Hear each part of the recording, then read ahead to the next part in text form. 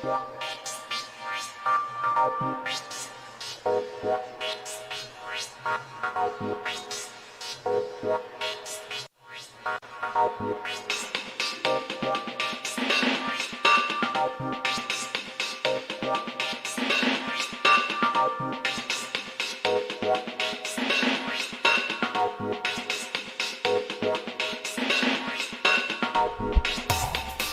is this, house? Is this some kind of house? I was gonna say. This Yeah, techno? you're welcome for the underground house music. Is this some kind of Blade Runner remix? I don't even know what's going on anymore. Oh yeah. Because it's part 3. It's a lot of things. It's Tuesday. It's 11 p.m. Eastern. Oh yeah. Which means everybody's tuning in, because what else are you doing at 11 p.m. on a Tuesday? Yeah, you're certainly not loving your wife or caring for your children. Making love to your sweet fat wife. Yeah, your ham planet of a wife. You know, It's been a while since I heard ham planet. I shouldn't say. I think you should. I saw a big girl. I saw a big bitch the other day. I was peeping a big bitch. I saw a big bitch the other day at the grocery store, and I'm like, this genuinely ran through my head. These exact words ran through my head. I thought to myself, damn, I'd love to turn her into a slam piggy. I was like, I mean, wait, how do you even turn one into a slam piggy? Aren't they already? I mean, do you just fuck them and then they're a slam piggy, or what? Well, no, slam piggies are they're at your beck and call. You know, it's like when you eat it, they'll come to you. You know, that's what a slam piggy is, to me at least. Yeah. But I guess a slam piggy, or are you like a juggalo? Award.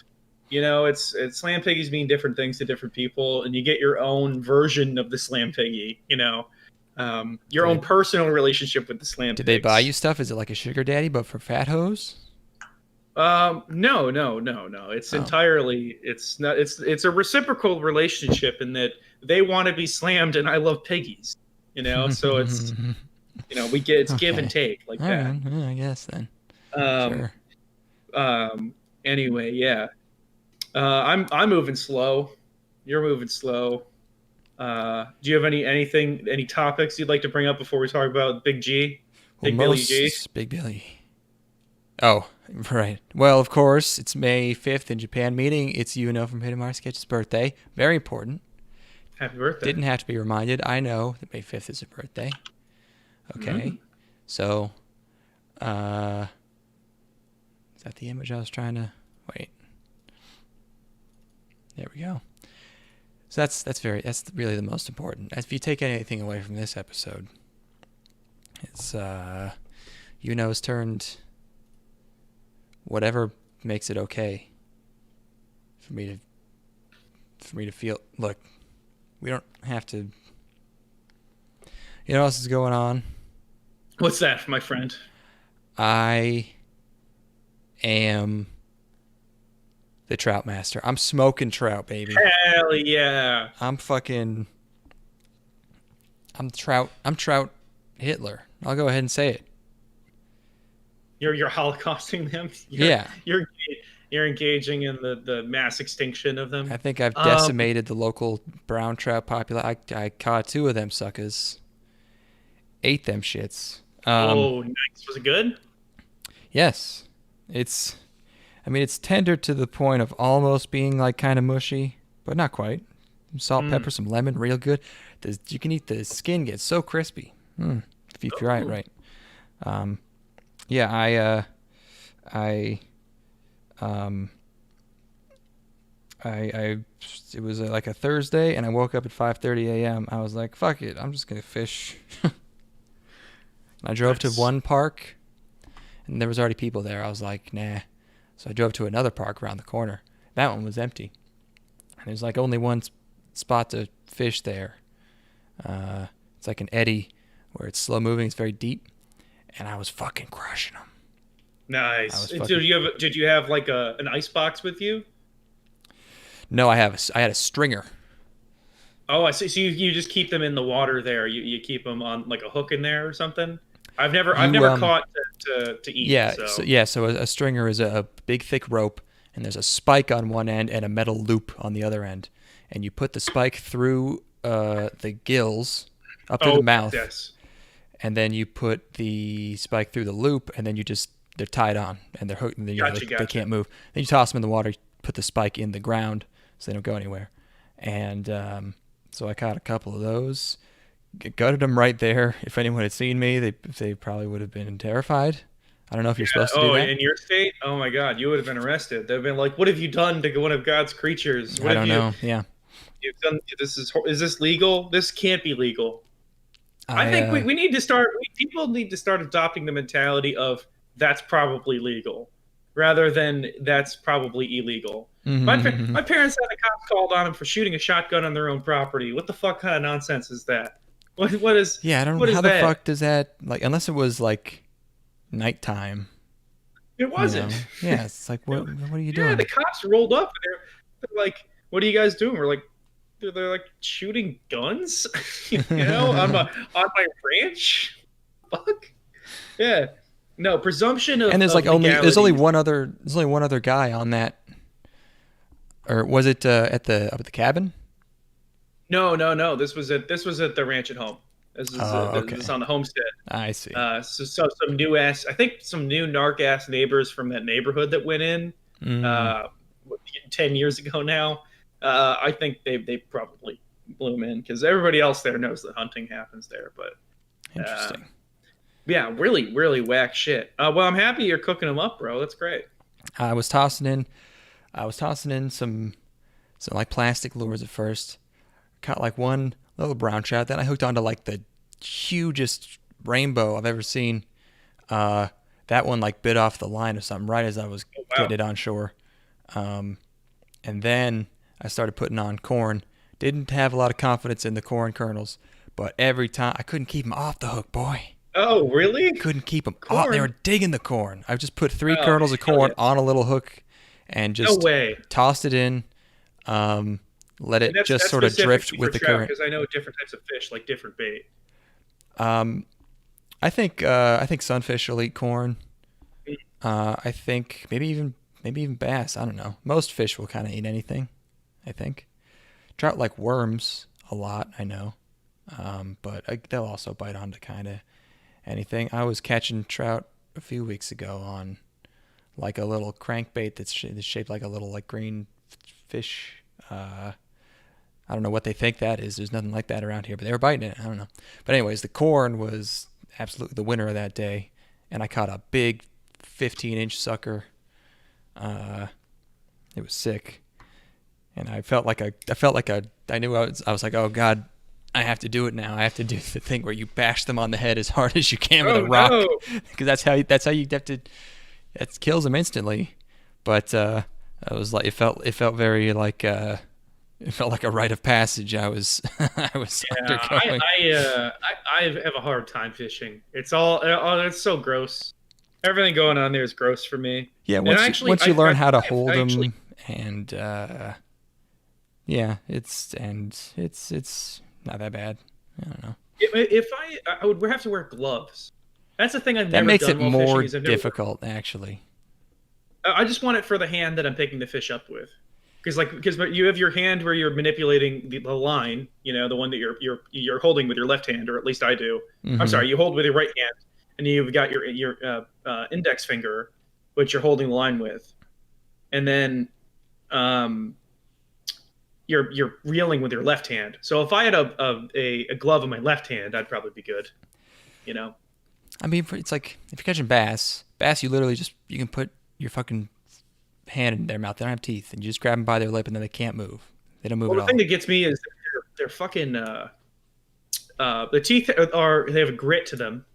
Like there's a grit on the mouth, and then which tears up my thumb because I'm a little baby boy. In what? And then I've got cut on their fins before because they're very sharp. Oh yeah, don't touch the fins. No. Wait, what are you talking about? What has teeth? It's not like teeth on a bass, but they have like a grittiness or like a texture to their jaw that gets me. Like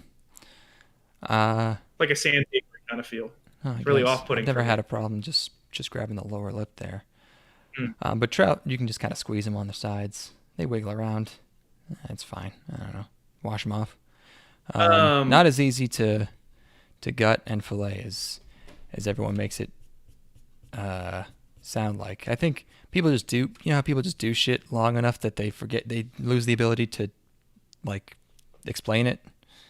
People be talking on YouTube like, and this is how you this is how you cut out a boneless trout fillet, and it turns out that's a lie. They're all bones. There's no, you can't do that. It's impossible. So I felt betrayed, but then I ate it, and you can't even tell they're in there. It's so tiny. Didn't even notice. Yeah, really nice. When I was there, I was there at like 6 in the morning, but I was finishing up. It was like 8, and this lady was walking her dog, and I was hoping she would pass by, and I'd be like, just got a couple trout, And she was almost where I was, and I watched her turn a perfect 90 degrees and go down this tiny obscure path that you wouldn't normally go down. I probably looked like a homeless guy. Your kitty's going wild back there. She's loving these springs. Aw. Yeah. Little baby. What else? Well, I want to talk about Bill Gates. I got a couple things I want to talk about. Okay, first of all, I got some things to say. Okay, first of all, what's your take on this is hot take right now. Is the reaction that women are having where their menstrual cycles are getting fucked up, is that them looking for attention, or is that the vaccine being a bioweapon? Go. First take, let's go. Right now. It you can really go either way. I mean, not as a bioweapon, but it could definitely be fucking with their hormones in some way that's, not known. Okay.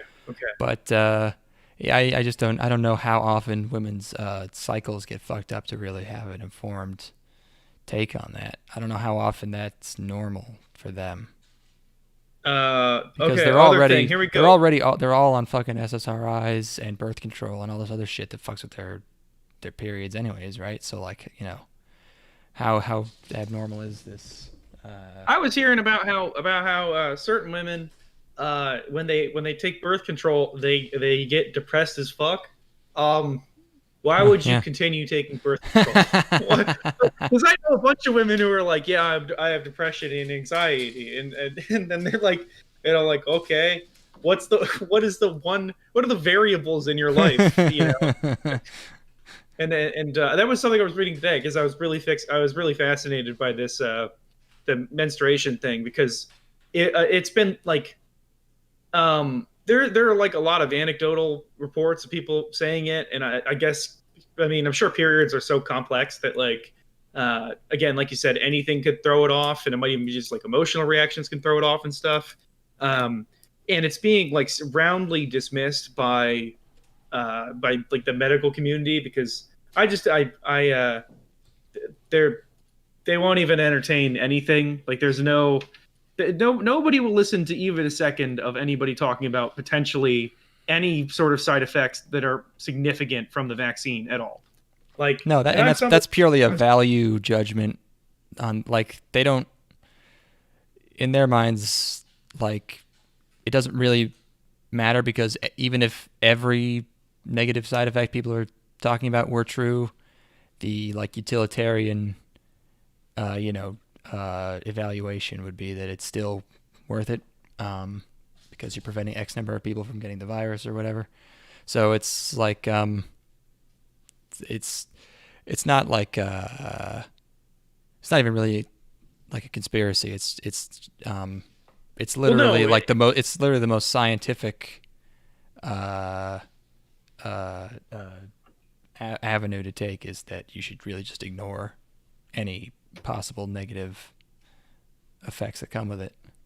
Well, and like I understand, and I also there was the instance early on when they were saying like this is old school OG COVID talk, but when it was like masks aren't effective, don't use masks, because they wanted to keep masks for people working in hospitals and shit at the very beginning of the pandemic. It's like, please don't lie to me. Just tell me please just tell me the reality of it. And then if the reality is we don't have enough of supply to where they can be provided to people in medical field, be like, fuck, I'll make it work. Just tell me that shit. And then if it's the same thing here where it's like, okay, I personally accepted that I could potentially have some side effects from this vaccine. I don't care. I just wanted to basically, I would have been fine if I had gotten COVID anyway. But it's a matter of like, I want to be able to basically pick when I could feel shitty, But anyway, it's just the medical profession's been they're on watch, they're on notice. Canada's on notice as well, for other reasons that you won't get into. I'm still working on Canada because the more I used to think I liked Canada quite a bit. On notice, the CDC, the Canadians, the Czechs. Bill and Melinda Gates. Well, the Czechs have never been off notice. Gates. The Germans for sure. I don't trust the Germans. I don't know if you guys are history buffs, but no, they're just waiting. The Germans, they're very mechanical. They're robots in a way, and they're just biding their time until they can do it all over again. I know this. The eternal. It's like China. Bill and Melinda Gates. Okay, here we go. Why? What purpose could you have in getting divorced? You're so insanely wealthy. You're so insanely wealthy that you could just continue to live as a married couple while fucking other people and never even being in the same state as each other ever again. You have an entire foundation and charity built upon the brand being the two of you. Why would you choose to do this right now? What do you think? That could be like a last fuck you from Melinda, or it could be Bill's been fucking one of their. Bill found some Asian lady, some Chinese lady to bang. Of course. He found some sort of CCP agent that's infiltrated his inner circle and is manipulating him and has compromised him in some way. Some people are saying it's something about like liquidating tons of stock. I don't see what first. I don't think getting divorced makes you liquidate a shit ton of your holdings. I don't. I guess maybe there's certain legal things around couples like acting and selling stock and the way that they interact with stock. I don't know if there's a limitation on how much they could sell, how much they get taxed on. I have no idea. I'm not qualified. I just want to know, how close are we to Bill Gates getting nailed for being a pedophile? I want it. Give it to me. He doesn't give me that vibe. I don't know. They never do, man. That's how they're so. No, they definitely good. do. They definitely do. What are you talking about? It's not like every person who's ever done it is very explicit about it or joking about it all the time. What else? Like, I don't have a personal life right now. I was thinking about I got to hang out with my friends last night after a particularly long stretch of work, and I was just sitting there and I'm like, damn, social interaction. This is wild. What else? Oh, you watched some movies, huh? I did. Steven and I double featured. We watched Sorcerer, which you recommended. We did. But first in our double feature, we watched 12 Monkeys. Oh wow. That was a weird twofer, because 12 Monkeys is about how much it would suck to know your own fate, and then Sorcerer is like, yo, it would also suck to not know. It's two very different perspectives on mortality. You've got these people who are like, fuck it. Or trying to avoid an outcome with everything you have, as opposed to like, I'm literally at the end of my rope and I will do anything for money, regardless of how dangerous it is. Yeah, that's Anyway, what you could tell. how did you enjoy these films? What's that? How did you enjoy these films? I was I was so so I was more on mushrooms while watching 12 Monkeys, and I had a weird residual effect for a while where everything in my life seemed like a very heavily foreshadowed, like unavoidable cause and effect. Oh no! It was it was kind of fucked up. Oh god! I think that's waning now. I think I'm okay, but How much did you take? not that much. I don't know. It was just. It's it was a good screenplay. It was there's. No, it is. It is a good There's a lot of screenplay. setup and payoff, and so then just for a while, every time something had a cause and effect in real life, which is how the universe has always worked. But I would just notice it a lot more and be like, damn, that's just like 12 Monkeys. Yeah, Terry Gilliam's a bad motherfucker. He made some pretty great movies, man. Like we were just talking about this before we started. But a good example was like I watched these gun videos on YouTube, and I became aware of this gun that's very inexpensive, and it shoots a 50 BMG, and I was like, wow, that's wild. And then the next day, it severed a dude's fucking jugular and almost killed him. A guy I'm aware of, and it was just like, whoa, Yeah, I've been there. Sometimes movies will do that to me too. I'm trying to think of an example. There have been a couple recently where they really get me for like the next week or so. Shame is a movie that does that, where that's a movie that sticks in your brain for a good while. So you liked 12 Monkeys then, or you at least were very affected by it. Yeah, 12 Monkeys is good shit. It's I need to watch. That's one you got to watch again, because even just thinking about it more afterwards, there were things that I didn't pick up on that totally changed the whole.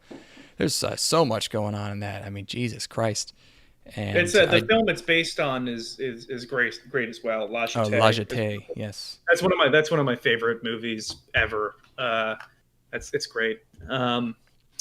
Yeah, I'll have to watch 12 Monkeys again. I've been meaning to, and this is a good time to do it. I'll talk about it next time. We'll do this weird back and forth forever, where one of us will watch a movie and then recommend it. Okay, and then how did you like Sorcerer? And then Sorcerer is like, I mean, it has so little dialogue that I couldn't think of any other movies that have so little dialogue. But I really liked. I mean, it's gorgeous, obviously, and it's also made in that era where directors were just like, we're doing everything as real as possible, and we're leaving in all the mistakes and. Oh, something fell on a dude's head. Awesome. We're leaving that in. Yeah.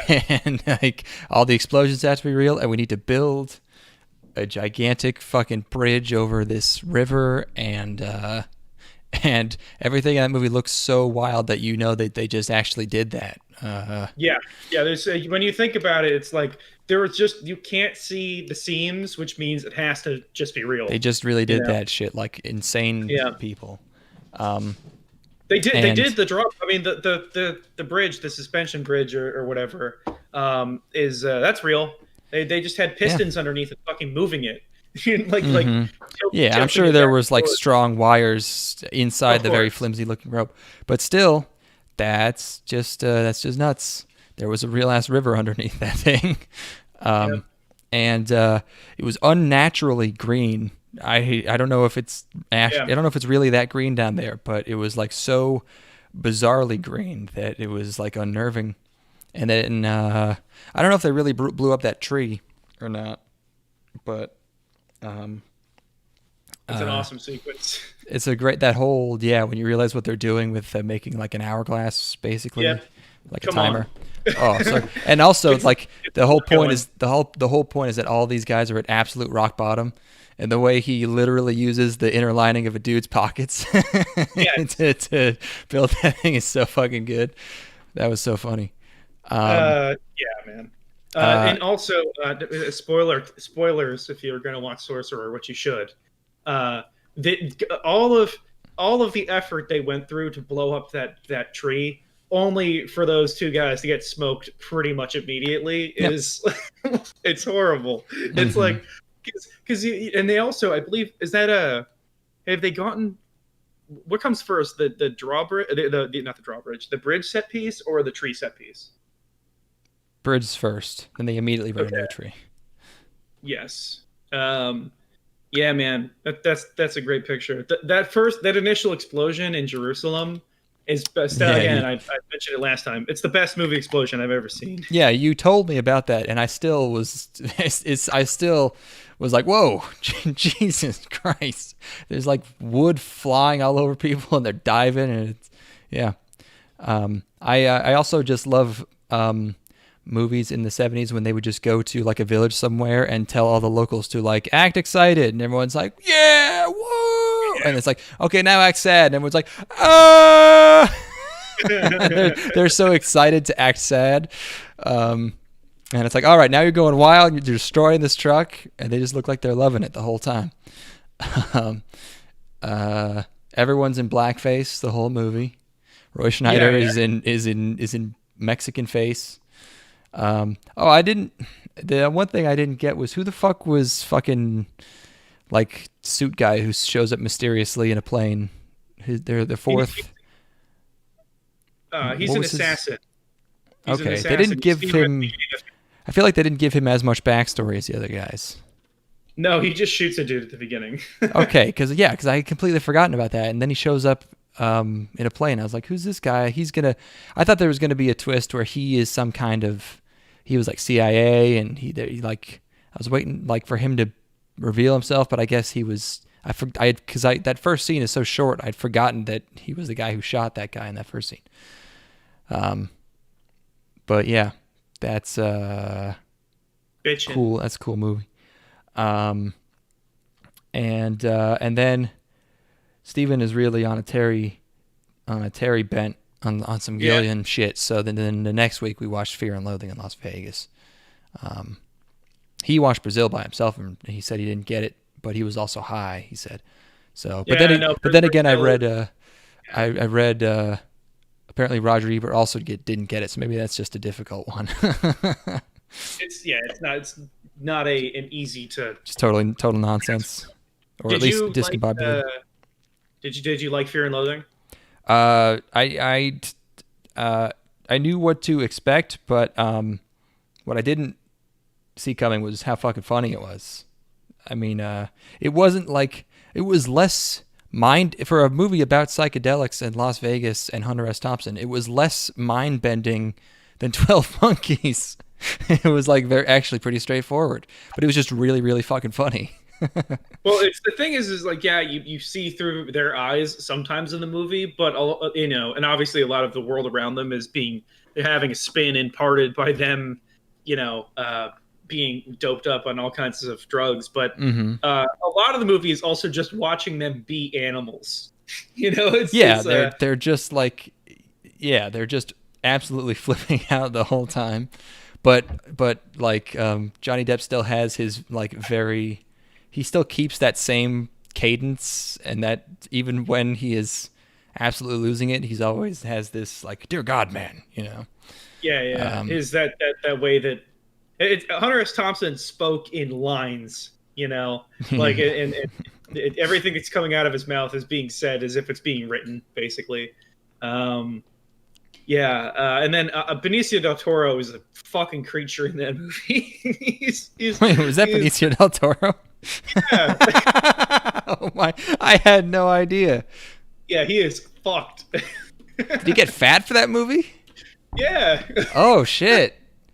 Yeah. Oh Damn. god, the scene with the favorite scene, and I think it's probably most people's favorite Oh, scene. I is see it now. Okay. The white rabbit scene. When he's in the tub. bathtub.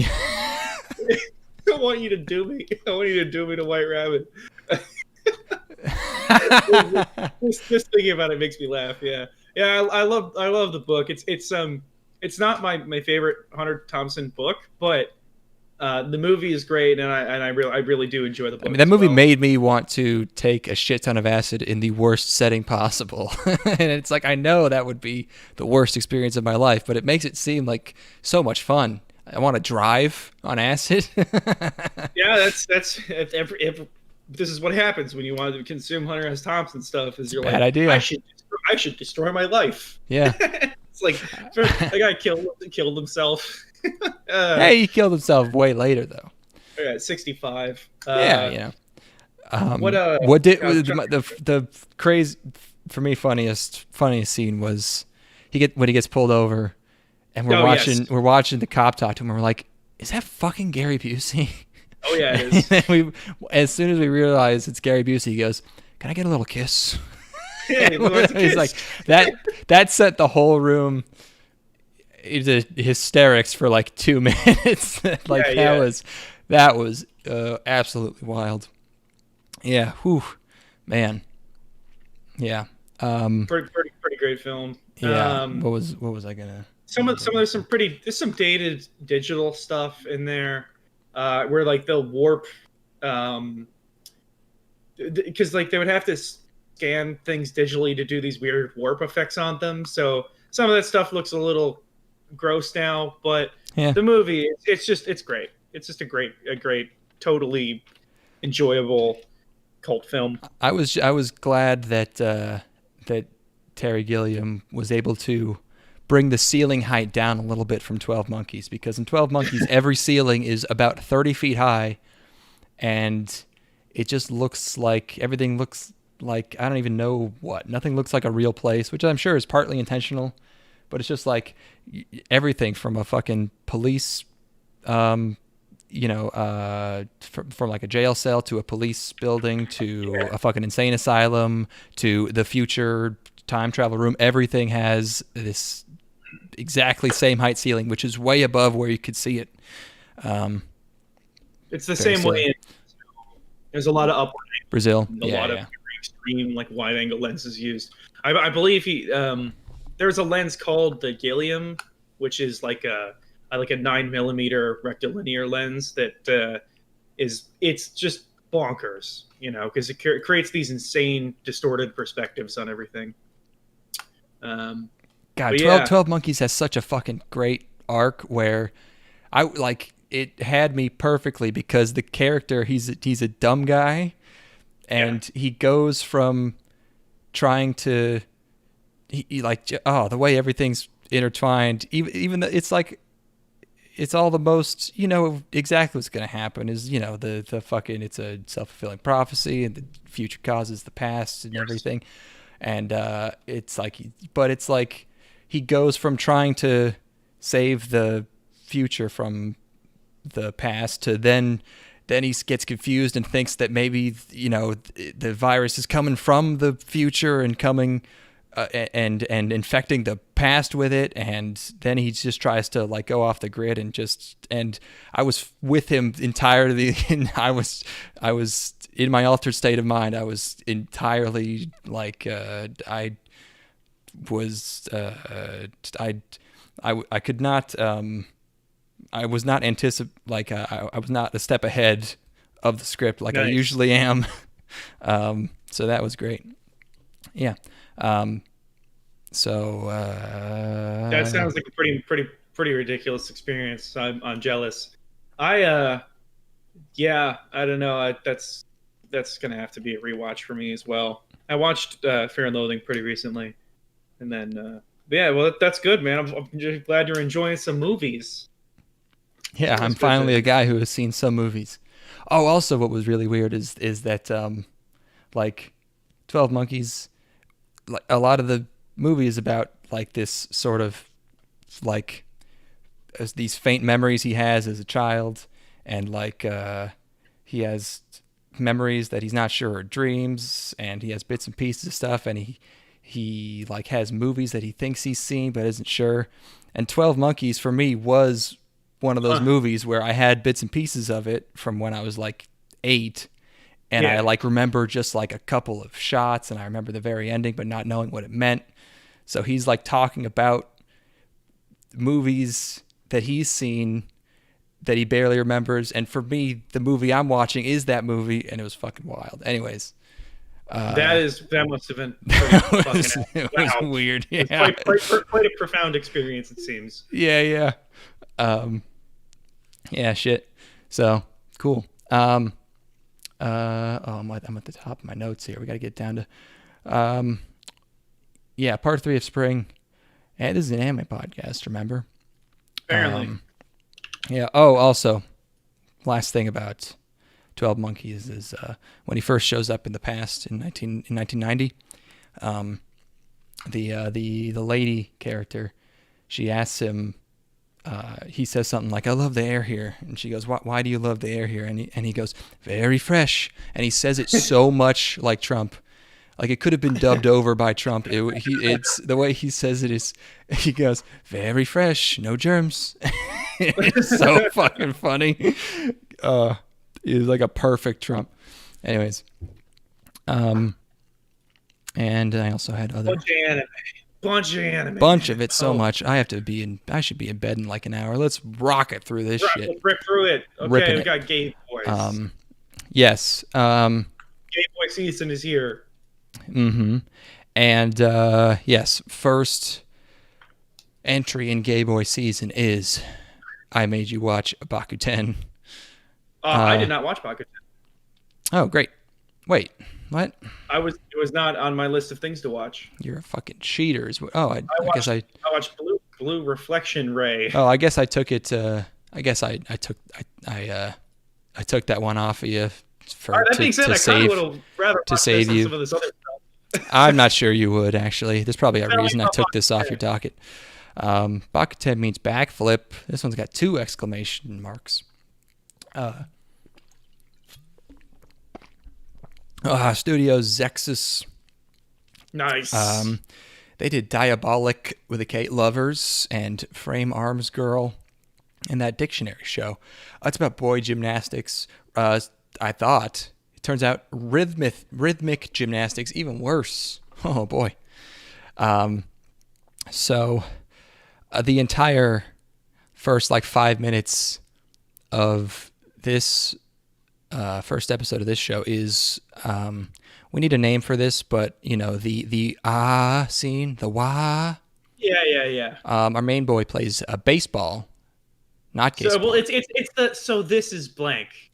I'm not even sure why he's fucking in here watching this. I don't remember the setup as to why he's attending, because he goes straight from one of his baseball games to this men's rhythmic or boys rhythmic gymnastics.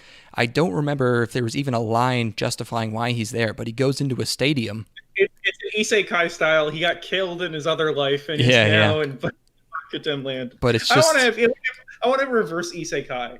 I want an Isekai where somebody gets killed in the fantasy world and brought and turned into a salaryman in our world. I think that's been done. I think that's what Gate was, kind of. Right? That kind of happens in Gate. But yeah, the gymnastics sections are CG, very funny. Nice. And yeah, it's boys in tights jumping around, and he loves it, wide-eyed. The scene. And let's see in my notes here. Gymnastics was invented when gay guys had to perfectly conform to the shape of trees to prevent being seen having gay sex with each other in public. Okay, that's an interesting.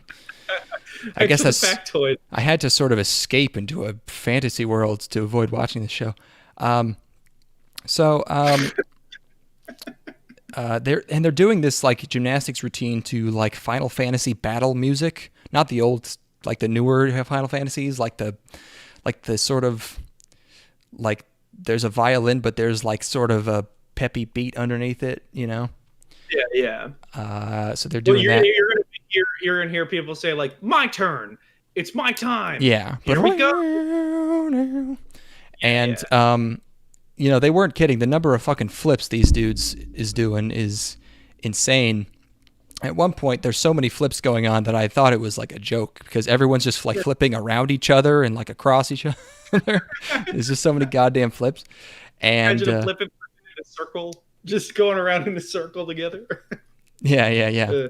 At this point, I fall asleep, and 6 hours later, after eating some of the trout I caught, I continue with this scene, and then they explain how the sport works. You start with a perfect score, and points are deducted based on mistakes you make, and also your score is deducted for having fewer members. So if your team has less members than another team, you just get fewer points. That's bullshit. But also, why not just stand still? If you start with a perfect score, just stand there. Well, check this out. You assemble a team of 100 people, and then you don't do anything. Well, it's a max of 6. It's a max of 6, but a minimum of 4. Okay. And they're competing with 4. They're 2 members short. The school he likes, which he ends up attending later in the episode. There's a time skip. He gets into the gay boy school, and they have their gymnastics team. There's a dumb guy. There's a mean, but not really, guy. He's a firecracker. Of course. There's he wants to recruit. There's another recruit. He looks like a One Punch Man character. I don't know. There's like 2 good shots where there's like birds in people's eyes. I don't know what that has to do with gymnastics. But anyways, the other recruit is like autistically good, where he's just like stone-faced and he can do everything perfectly. Yeah, he's like he can read our movements and follow them perfectly. He's a natural. He's got this incredible body control. He's like critiquing them because he like knows all of their past performances, and he's saying like, yeah, last year you did this wrong. He's naming a specific thing that they did a year ago. This guy who should be working on like a space program is instead doing gay dance. Like this guy who's going to cure cancer is instead he got sucked into the gay lifestyle. This is how it always goes. Yeah, no, all of our autists are being wasted, not just on gay sports, but pretty much every. We really should round them up, and I'm sure most of them are sucked into the gay world now. And it's like, hey, you're confused about human relations, huh? We got a name for that. You're ours now. Yeah, well, trans people beat us to the punch on that one, so too late. Oh well. Then there's a leader guy and there's a glasses guy, and they have a girl who's like, I don't know, their manager or something. She's got fluffy hair. I don't know. I like her. There's one. Hog wild. Yeah, good. Hopefully she'll be tired out when I go to bed.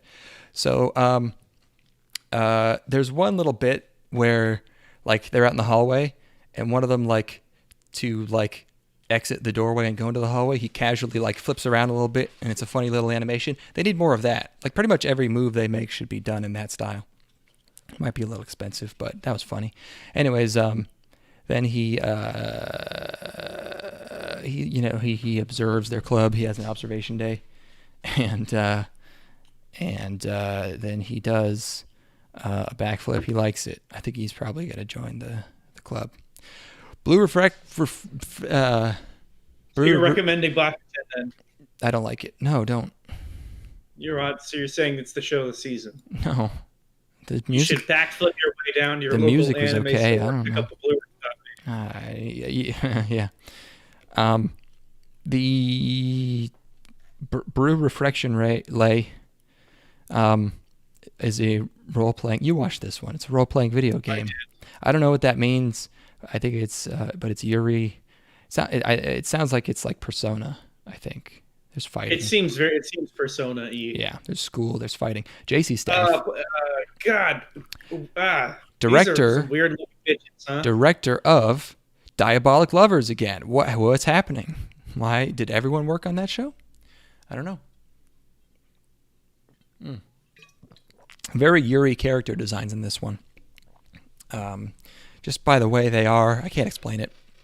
Also, I guess that just means they're long skirts. But you heard the music box music. That's a red flag for me, because of course. I felt like it was like with so much music box music, I felt like it was going to take a really edgy turn. Like I felt like I was watching the first episode of Happy Sugar Life. Remember that one? Yeah, Yes, I thought the exact same thing the entire time. Where I'm like, okay, this is gonna be Like, twisted. yeah, someone's gonna get punched in the stomach, like in Magical Maho Shoujo Saito. This is gonna be not like those other shows. It's gonna. I thought it was gonna be a Madoka ripoff. Yes. Well, there's a lot of world distortion shit going on. Like with the there's an alternate world that they go into to fight. Oh yeah, they sort of go into Madoka ripoff world, but everything's like got plants on it. I do have to say, I didn't hate the aesthetic of the world itself. I thought there was some unique stuff going on there. I liked they had these gradients flash on the screen before they transformed, and I liked that for some reason. And I thought once they were like in fight mode, I kind of like some of the designs, but when they're not in fight mode, they all the girls looked really similar to me for some reason, and their outlines were really thin, and their faces kind of got off model a lot. Character, the monsters look silly, and like the characters, just in normal human form, it's like the joint blush that everyone complains about, the shiny elbows, shiny knees. It's like the inverse of that, where everyone is mostly blush. Everybody looks sunburned.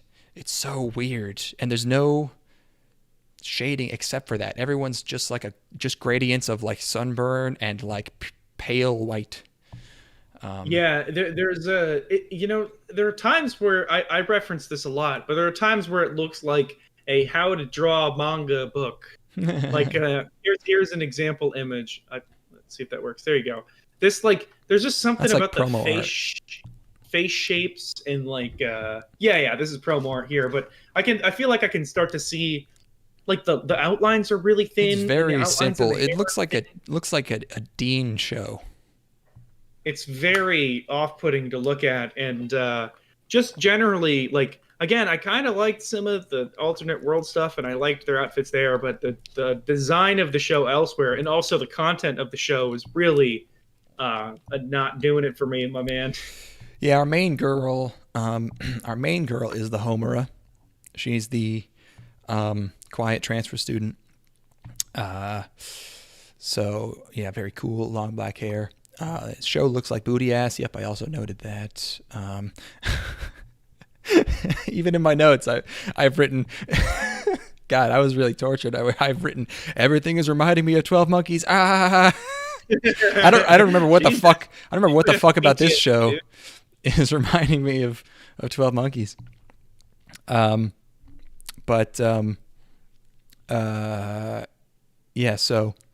there's a really funny scene where two girls are talking, and they're talking about her, and one goes, "She's looking at us from over there," and it pans over, and she's like 5 feet from them.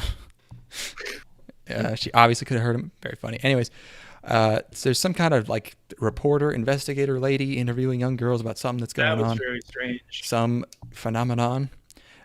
One chick has a lisp that I like, and I was kind of getting lost a bunch. I have to say, I feel like maybe I'm just an idiot, but I felt like the direction was super poor as far as like around a little bit. Yeah, because like she was moving into this school, and then I don't know who she's supposed to know and who she doesn't know, and people are coming in through it. I was having a bit of a hard time keeping up. I don't know if I'm. That's post second COVID shot, Ethan. So my all of my worldly memories are leaking out the back of my head and being uploaded into the mainframe right now, somewhere at Microsoft headquarters. But I was kind of a little lost behind this whole show. Well, maybe Bill can explain it to you once he gets your neural data. Mm-hmm. So one of the, I forget whose mom it is, who says, "You truly are my best child," to like not the character that we're following, which is very funny. My mom says that all the time. One girl is evil, you can tell. Yeah, she got the evil face going. She's got that face there. And then we meet the other girl whose voice is cute, and she's the Genki to our main characters, Kudere or whatever they call it. And then it comes time to fight. The world gets crazy and stylized. It gets like I thought it was like an ocean painting or something, but I guess they're regular flowers. Everything kind of turns watercolory, sort of swirly blue. I don't know. And they have some kind of connection. The soundtrack sounds surprisingly expensive, actually kind of good. Something is flat in my notes. I don't know if that's one of the girls or if I say the show is flat. Yeah, because during her transformation sequence, you see her in her outfit and she's flat. Okay. Yeah, nah. So nah. But not for me as well. I was just flipping through anime list. Do you remember when bitches would just look like this in anime? Like bitches just would look like cartoon cows and stuff. Like look at their faces. That's a weird one. Yeah. I don't think they look that much like that in the show. They're so round and they're everything's spaced so far out. I think it's charming. That's a weird looking show. Right Which there. one is that? That's Sorry Damo Machi wa Mawateru. Oh, and yet the town moves. That one. I think these girls are cute, but I don't know why. I get that one mixed up with the other one. Is that the one that was like Gynax and Shaft? This is Shaft, straight Shaft. There's no Gynax in there? I don't believe so. Let me look though. I like the look of that though. Anyway, let's see. No, it's just Shaft. Oh, I'm probably thinking of Maho Romantic. I think that's the one they did with Shaft or with Gynax. Yeah. Yeah, I didn't love the blue reflection. Nah, fuck that. Fuck that shit. Oh yeah, it was Maho Romantic. It was Maho Romantic. Next up is you didn't watch. Nope. Slime Taoshite 300 nen Shiranai Uchi ni level max ni Nattemashita. Which means I've been killing slimes for 300 years and maxed out my level. Okay. Cool. Here's the show. It has been explained. Yeah, so this is another, I guess this is becoming a thing. This is another like office lady isekai where she's overworked and then she gets to go to the isekai. That's the second one this season. But it's a light novel, Revo Root. They did Babylon and this, and they're going to do something called My Isekai Life. It sounds like a Disney Channel. Seems like they found their niche, man. Yeah. She's this bitch 27. Gross. Ooh. And it's motherfucking Aoi Yuki again. She could be every lady isekai protagonist from now on. It's got to stop. I like her, but she's getting spread a little thin. Ask for more money, Howie-san. So she gets overworked to death at 27. It's another one of those like overwork advocacy shows or whatever. But a floating orb tells her she could be whatever she wants in the next life, and she says she wants to be immortal and then live a quiet life. So she becomes a... I can live with that. I fuck with that. She becomes a hot... Being immortal and living a quiet life sounds great. Yeah, she becomes a hot 17-year-old witch, and she gets like a cottage in like the hills near a village, but not in it. And I think it's like a cottagecore anime. I think this is like bitches on Facebook. I think it's finally reached the market where you can be like, yo, here's a girl living in a cottage. You want this? The size of this bitch's hat. Oh my god. That's big ass hat. Ooh, yeah. She's a witch. And then there's just a fucking time skip of 300 years. Her personality doesn't change at all, and she doesn't seem to be bored of anything. She doesn't seem to have changed whatsoever. She's watched everyone she's met die, and she's been basically in like solitary confinement most of the time for 3 centuries, and she's like not sad and lonely. She's the same. But the the quest giver really wants to know how her stats have been, and it turns out, as you can maybe surmise from the title, that they have been maxed, which the quest giver is very excited about, but our main character is not excited about it because she doesn't want anyone finding out how strong she is because she wants to be left alone. Really not sick of this lifestyle after 300 years. Killing slimes. And so then someone overhears in the in the building, in the room she was in, and she gets some adventurers show up to her door, and she says that she'll spar with them if they go away and don't tell anyone, and she accidentally is too strong and knocks them way off into a tree. And then later a dragon shows up at her door, and she beats the dragon too. But then the dragon destroys her house in its pain and confusion because she freezes its mouth shut. Oh no! And she threatens the dragon with violence. By the way, if you're seeing the screenshot I have up now, shows great for pit lovers. Her outfit, full pits on display. Pits on parade. I like getting my nostrils in there and getting a little whiff. You said that. You said that as if you were about to say, like, yeah, I like, I like an outfit that shows a good armpit every once in a while. You're just like, yeah, I'd like to shove my whole fucking face in that bitch and just. Sometimes you're rooting around and you're like, oh, damn, look at this crevice. Let me get my nostrils get in there and get an old gander. I like a nice warm, pit. Yeah. So, I said, happy for dudes who like pits. Who am I kidding? It's me. So her house is fucked up. It turns out the dragon is also a cute girl. So they make her a new house together, and then the dragon wants to become her pupil, and she agrees. And now that she has a new house, and it wasn't awful, but at the same time, I simply do not see the need. And that is my opinion. This reminds me, just the loose concept of somebody grinding against slimes until their next level. Reminds me of this guy who maxed out his level in World of Warcraft on farming. Yeah. That's great. What a lunatic. Can you imagine how long this shit took? It took years, I think, yeah. Yeah, that's really something. Anyway, well, I like her big hat. That's cool. Yeah, it's a nice hat. Next up is a show you did watch. I thought you'd be interested in it. Did you ever play this game? No, I never did. Oh, okay. You've seen that. I was always a little, I don't know. I always thought that, for one, the characters looked a little stiff, and like What? They look exactly like you like Kingdom Hearts. They look exactly like Kingdom Hearts.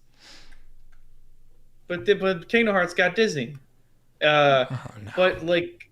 That's the part you like? No. Kingdom Hearts is an action RPG, and this is like is it a rhythm game or what is? Oh, I thought it was like a turn-based fighting. Is it not? Turn-based RPG. Yeah, I was never super attracted to the look of this, and that was like kind of a huge deal. I guess it's the Japanese early 2000s hip hop culture thing. Never really did anything for me. No, I never played the game. Mm-hmm. Seemed like nerd shit. The game's combat system is called the Stride Cross Stride Cross Battle System. Takes place across both screens of the Nintendo DS, with Neku on the touch screen and his partner on the top screen, representing the different zones. Oh boy, yeah, this is the combat system of a 100-hour RPG. Yeah, right. Paragraphs. It's like, why would I ever? I'm never gonna finish it. I'm seeing arrows, so it may be a rhythm based. You might be right. I'm not gonna find out. It's The World Ends With You, Subarashiki Kono Sekai, the animation. A game from the DS in 2007. There's a sequel soon, so they made an anime for this one now. As a promotional, it's known for being fashionable. By 2007 Japan standards. But it kind of just looks like Kingdom Hearts. It's Square Enix. Animated by Domerica and Shin-A. It has thick outlines. Yes. And our main character, he finds himself also Persona-like in like a separate world where other people can't see him. And trucks almost run him over. He's got headphones on because it's 2007. He's got big floppy shoes because it's Square Enix. And a bunch of JRPG mobs show up, and you have to. They're all the same monster. You have to adapt things, people. This doesn't work. Stop adapting games and just having 8 of the same shit. You can't have a bunch of frogs with extra arms. It's not threatening. It's not. And they don't really match the rest of the art style, I think. Like, I personally, I just thought that they needed a little bit more edge to them, like literal edge, because all of our characters have hard lines that come to like points and stuff. And then the enemies are the only thing in the entire show that have like smooth corners and stuff, or like rounded edges, you know? I don't know. Yep. But that being said, I do have to say, when I first started the episode, I was kind of... I did think that the character designs translated better into animation than I thought they would. It looks pretty slick, I think, in terms of like in motion and the way that the main character in particular. I think they really managed to make him emote a lot, and like the details of his outfit get a lot of like movement, which I liked. I don't know. I thought it looked pretty good, at least at the beginning. I think it kind of degrades a little bit, but. Yeah, no, they definitely got that art style in there. I wonder I bet the game had straight up animated like cutscenes. They probably just like tried to recreate those as best as possible. It's like they basically literally go through a tutorial. Also known for its music, which I thought was pretty good. The fact that they were so confident in the music that the OST was like getting priority over the dialogue. It was louder than people talking. Late title card. Oh, the enemies are called Noise. So I guess Symphogear just straight up stole that, or maybe they both stole it. I don't know. Could be a coincidence. I guess if they're music-based games, they're both music-based. So I guess the enemies would be called Noise. That's actually pretty parallel thinking kind of situation. That's there. Probably some parallel thinking, actually. Yeah. Their powers are called Psychs. All right. You need a partner with you to use Psychs. That's good advice, actually. That's you gotta have a trip. Write that one down. Yeah. And there's villains. They're called what are they? Necromancer? No, it's something. I don't know. I think they're called Reapers. There's some Reapers. Yeah. Oh, Shinigami. Yeah. By the way, some of the translations I watched this season, there's some bad subs. Shit. Oh yeah. There's a lot of bad subs going around. It's not going to get any better. People aren't getting better at English. It's just, it's rough out there. I don't know. Like I kind of think this got a little. I think it got a little slow. It got kind of mired down in like really explaining the system and everything, and it just but I thought it looked really slick. Like I thought it was a good looking show, and I'm sure people who liked the game are going to be fucking really happy, because this seems like they really went all out for this. Yeah, it's just it's not I was not really hooked. It's not intriguing. The combat's not the most inspiring. He's got amnesia. The hook itself is a little weak, where it's like there's like you got to survive for 7 days by going to places and then fighting some mobs. It's like that doesn't. I know we're early on in the story, but you got to give me something a little bit meatier than that. He does choke that bitch. I'll give him that. Yeah, it's true. That's a little dark, but she immediately forgives him, which I actually kind of liked that. I liked that she's immediately like, "No, it's clear you were being possessed, and we got to work together. We're partners." So they're able to move on, rather than that being some sort of like prolonged, conflict or something. I wonder how many episodes this is, because this is like a 100-hour RPG. How the fuck are they going to adapt any significant amount of it? Yeah, I don't know. Oh no, maybe it's not. World Ends With You is only 16 hours. Okay. Yeah, I mean it's a handheld RPG, you know. Oh, dude, I mean, you can fit some fucking. They fit a whole ass Persona game on the DS. Maybe that was a 3DS. Yeah, Yeah, yeah. it's whatever, I guess. Monsters look dumb. Yeah, the monsters look dumb. I was surprised by how much I thought the designs ended up translating. Even the 3D Just looks it's kind of okay. I mean, on the um, characters. not my thing. That's what I got. Yep. We watched 86 colon Yes. 86. Haven't been able to figure out the actual title on this one. Is it just 86? Is that a clarification? Like, no, we mean 86. I don't. They should have done it in Roman numerals I as do well. not. Yeah. What would that even be like? Fucking Well, L 50. Yeah. L XXX. No, are you Wait. at that point? Do you? Yeah, it would have to, or do you subtract from 100 at that point? How does that work? Oh boy, I'm just gonna. Is it a thing like is it like a rounding thing where if it's 80, if it's a because so the middle point would be 75. No, I was right. 86 Roman numerals L XXX VI. Yeah, I didn't know. I guess that's how that works. Yeah. But there are circumstances where you subtract, right? Because like 40 But only is within the tens, I think. okay. Right? Gotcha. That's what I was confused about. I Was assume. which place?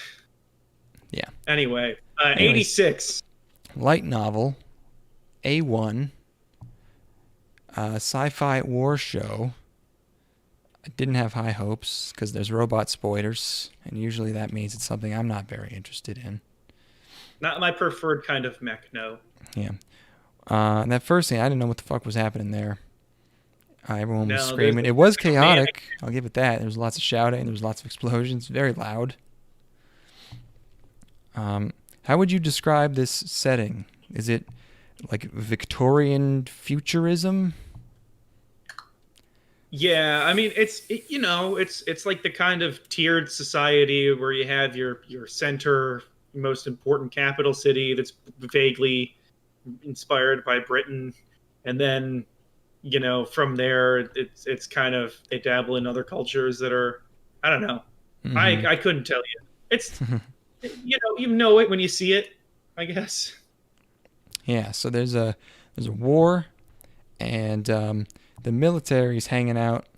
They seem pretty misbehaved. They're fucking there's not a lot of discipline going on here. Everyone's just drunk, laying around. But the main lady, our main character, she likes the robots. I was still confused at this point. I had to look up what the fuck was going on after the episode was over. I was like, okay, she likes the robots. Typical woman. She's sad that the robots are dying, whatever. And she's like she's like commanding these like units, these battalions fighting in the war. And she has a bunch of, they're all on a screen. Little Easter egg. They're numbered like A1, A2, A3. A1 destroyed. Little joke from the studio. We have fun around here. Yeah. Hey, welcome to A1. We have fun here. We like to have little jokes in our anime. Like named after a sauce. 86. Yeah, first of all, named after a sauce. People think there's some sort of substantial meaning. No, we like steak sauce. We came up with the studio over steaks. And then if you watch our most recent show, actually, this is a little gag from the animators. The A1 section is Yeah. Anyway, that's it. Uncle Jerome is here. Uncle Jerome gives her a promotion, and there's more Shinigami in this one, more Reapers. She gets assigned to a unit that has a haunted robot, and everyone who commands it goes crazy and sometimes kills themselves. So there's too many fucking terms in this show, and they don't explain any of them. I don't want them all explained at once, because that would be bad. But I mean, you gotta lay on the terms. You gotta spread them out a little bit. We got para raids, we got raids, we got undertakers, we got handlers, we got 86s, we got processors. What the fuck is any of this shit? They just say all these things. There's a weird scene where she goes to work at the Capitol, I guess, where everybody's getting drunk during the daytime. And she sits down to, this is really fucking weird, where like she sits down at her battle station thing where she integrates with these robots, apparently these whatever processors, and it's like she's picking like she's just sitting down at like a call center job or something. Well, it's more like an air traffic controller. Right, she's where she's commanding. Like, oh, hey you guys, hey guys, what's going on? And like, aren't they mid conflict? Like it sounds like based on what's going on, they're about in the middle of a fight or approaching their target. Yeah, she's like, you'll know. I noticed that you guys got some opposition forces here, and here as they're pushing in. She just rolled up like seconds before the fight starts. That's fucking weird. Wouldn't she pretty weird now that I think about it? Yeah. Because that didn't make any sense. But did somebody else leave? Like, did somebody else have a shift that was on and she came in after? Why would they be making this kind of troop movement without their leader? Very weird. Very weird. The thing is like the first section of this show is, I don't know how, it's a good portion of it, if not more than half of the episode is this bitch going through her life and moving into her new position. And then the other portion is the actual people themselves who were in the mechs. And that part of the show I actually quite liked. It was a weird kind of like jump between these two portions that were, and for my money, dramatically different in quality. I don't know. Yeah, well, it's probably it's probably on purpose. It's like because they're like I found all this out afterwards. They're like a sub. They're like a way underclass of people. So yes, where they're not even treated like people. They're treated like they don't. She probably doesn't even know that they're actually people. No, she does.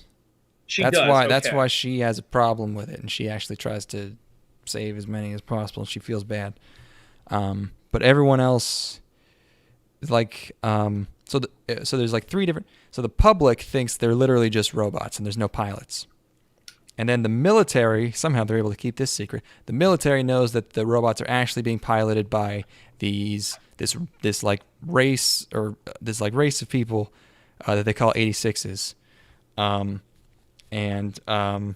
But they think that 86s are basically subhuman. And so that's what's actually going on. And she's a fucking bleeding heart, and she just thinks they're regular human. And then they have we see them. They have fun camaraderie, military hanging out times, and then I like this. Then they go on a battle. Someone dies, and they shoot him. And I didn't know if she was like seeing. She goes into some VR thing. I couldn't figure out if she was like watching their whole day and we were seeing her from her perspective, that her watching their whole day. Like, turns out it's just shit, her calling them later. But that's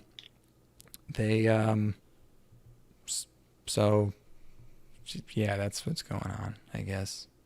I did not care for anything going on in the capital city. I was confused and I thought that weird interaction of her sitting down really took me out of the show because I'm like, this doesn't make fucking sense. And then, but once we got to the actual gang, like I kind of liked their camaraderie shit. I liked the different personalities that they had, the little bit that we saw of them, and obviously there are a billion other shows that have done a unit of mech pilots getting along and their dynamics and everything, but there was something that kind of captured me about it. This particular ragtag group of pilots, and I did like the one leader. There's a pilot gets injured during the conflict, and then he's like, yeah, if I'm gonna die with anybody before the conflict, he's like, if I'm gonna die with anybody, it's gonna be with the Reaper or whatever the fuck his name is, and then the guy gets injured, the one who said that. And the leader puts him out of his misery, and I liked it because it wasn't like a cold sort of dispassionate thing, but he wasn't also like balling or anything. It was kind of an interesting tone. Yeah, I just wish that there was more of that, and I wish everything else going on in the episode wasn't very confusing. Yeah. Yeah, it's not really enough for me. I bet Iron-Blooded Orphans is better for that. If you want some of that, get some of that Gundam. Yeah, yeah. That seems like what that was like. If you want ragtag military fellas being dudes. I hear the 08th MS unit, or is it 80th? Yeah, whatever. Something. Apparently, that's great. So I'll have to watch that at some point. Cool. Anyway, no to the 86. Thank you. Kind of striking out here, man. kind of a lot of swings and misses here. And I gave you the best ones. Oh, hold on. I'm gonna go pee real quick because I really want to talk about this next show.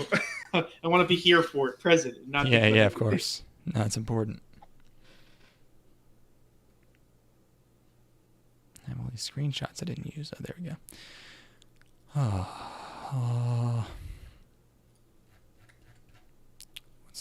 Let's see.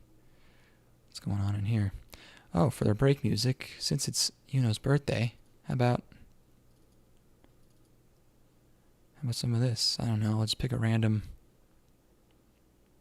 Oh boy. Okay, let's find a song here. How about this one? Ooh. That's a little hardcore. What the fuck was going on in there?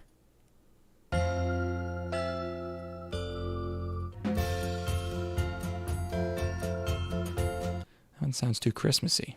I don't know.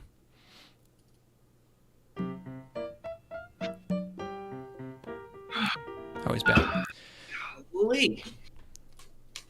Golly. Okay. Next show is got real quick. I just got an email from my credit card company saying they're sending me a new card, which is designed for contactless payment or whatever. Do you have this thing where every chip reader in every business is complete dog shit and never works? No, I've never had it not work. Oh my god, it's a fucking epidemic down here. Like I have like 3 cards, and I would say at least twice or 3 times a week I'll run into a situation where I try to pay with a card, and the chip reader just does not fucking work at all. And it's at like grocery store, it's at the liquor store. Weird. Really annoying. Huh. But anyway, so then you got to swipe. I end up having to swipe, but I have to insert my chip 3 times. I have no idea how a business would continue to have readers that broken, but anyway, Little Pretty Boys. Oh, I was so glad this turned out a lot less confusing and dire than I was fearing. Pretty Boy Detective Club, Bishounen Tanteidan. I had only seen very small thumbnails of the promo art. I thought they had just literally drawn girls and then done this, and I was very mad. And it's Shaft too. It's Shimbo and everything. Oh, and I didn't even know before going in. It's fucking Nisio. It's the dream teams together, and they're making Pretty Boys. It turns out pretty much exactly as you would hope, I think. Writer of Monogatari. What's that? I said writer of Monogatari. Yeah. As far as a show that has to have pretty boys in it, and it needs to be made for people that want to look at pretty boys, I found it to be pretty dazzling to watch. I was really taken by the aesthetic of this. I thought it was beautiful. Pretty much every second of it, I was like, this is just a great looking program here. I wonder if there's going to be 8 seasons of this. Because Nisio is not human and he can't stop writing. But the very first shot is the rules of Pretty Boy Detective Club. You have to be pretty, you have to be a boy, and you have to be a detective. Shit, damn. Yeah, and and then I was more afraid the first character we see, I was like, oh, this one's even voiced by a girl. God, I don't want this. But then it turns out that one's actually a girl. So that's okay. I like that. Yeah, I'm okay with that. Girls. Yeah. And she's standing on a large piece of industrial equipment at night looking over a city with a fictionally large moon behind her, which I think should now be called the Homura stance. Mm-hmm. But, yeah, I realize she is a girl. The boys don't actually look that girly. I mean, I can tell, which is good. They definitely live up to the pretty name. They're very pretty. Yes. But they're like they're like not they're not sissy boys. They're pretty boys. They're like aristocratically pretty. Yes. They're like yes. This is this particular type of boy. I was afraid they weren't gonna be cool, but they are. They're both pretty and cool. Yes. The legs boy is a little on the girl side. I like him. Okay. It's no, not like that. I'm just you're staring down a rabbit hole. I'm staring down some holes. All right. He's like in the background spinning around doing handstands and stuff. I like. He's always doing leg stuff. Yeah, he's later when they're on the beach. He's fucking losing his mind in the ocean. He's always just doing stuff with his legs. Yeah, he's proud of them. He's proud of those gams. There's a lot of spotlights. It's Shimbo. It feels more like a male harem because of the one girl character. Actually, there's it's I think the parts where Nisio's writing comes through the most, where there's this one character where he's like almost doing like roast lines, like comedian like roast battle lines, where he goes, I bet you search news sites for the word regret to make yourself feel better. And I don't get it, and I don't know what it means, but it was really fucking funny. I liked it. I did too. So yeah. That is my favorite boy. Oh, is he the one that cooks too? I'm trying to remember. That's my favorite. Yeah. So they're also all like super popular and rich. One of them's 12. But yeah, it's a bunch of popular guys. There's letterboxing when needed. Shimbo. There's a lot of talking. Subs too fast sometimes. That's the Nisio. The girl, she can get feisty. She's not just like male harem, like just being constantly like being they're so beautiful. Constantly like having her hands grabbed and like ballroom dancing for a couple seconds by force, that move. But she like yells at him a couple times and then feels bad about it. But they're like the Batman kind of detective, where they use their vast wealth to help people out. So she wants to see some fucking star that she saw 10 years ago or something. I don't even get it. We don't get a resolution to this because this first arc is a two-parter, I guess. But they go to the beach and like have a barbecue while they solve her mystery. And she's like she's worried that they're not taking it seriously enough, but the cooking boy assures her that they are. It's great. It defied my expectations. It's straight. It's I don't want to fuck the boys. Everything went better than expected. Yeah, I do want to fuck the girl that looks like a boy though. Girl looks like a boy. Main character. She doesn't look like a boy. She does at the beginning. She got that haircut short. Oh right, Nisio. Yeah, I heard she's gonna get a haircut at some point. Anyway, yeah, no, I was transfixed by this. I thought it was just really nice to watch, entertaining. I love the direction and everything. Come on, you already know. I don't gotta tell you. Yep, they put the effort into this one.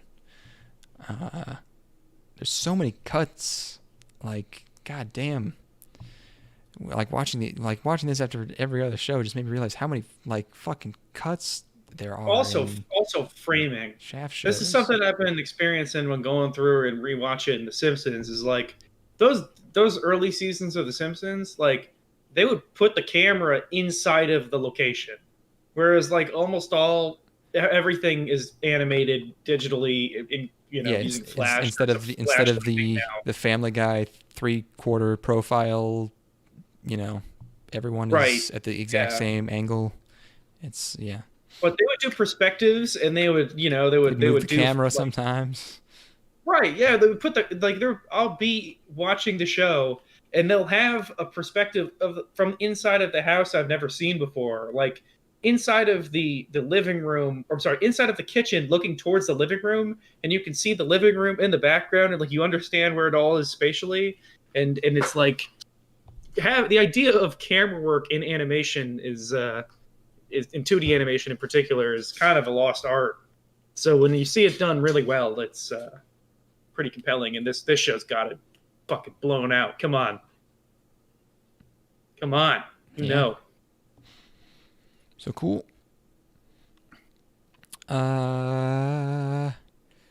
Eden's Zero.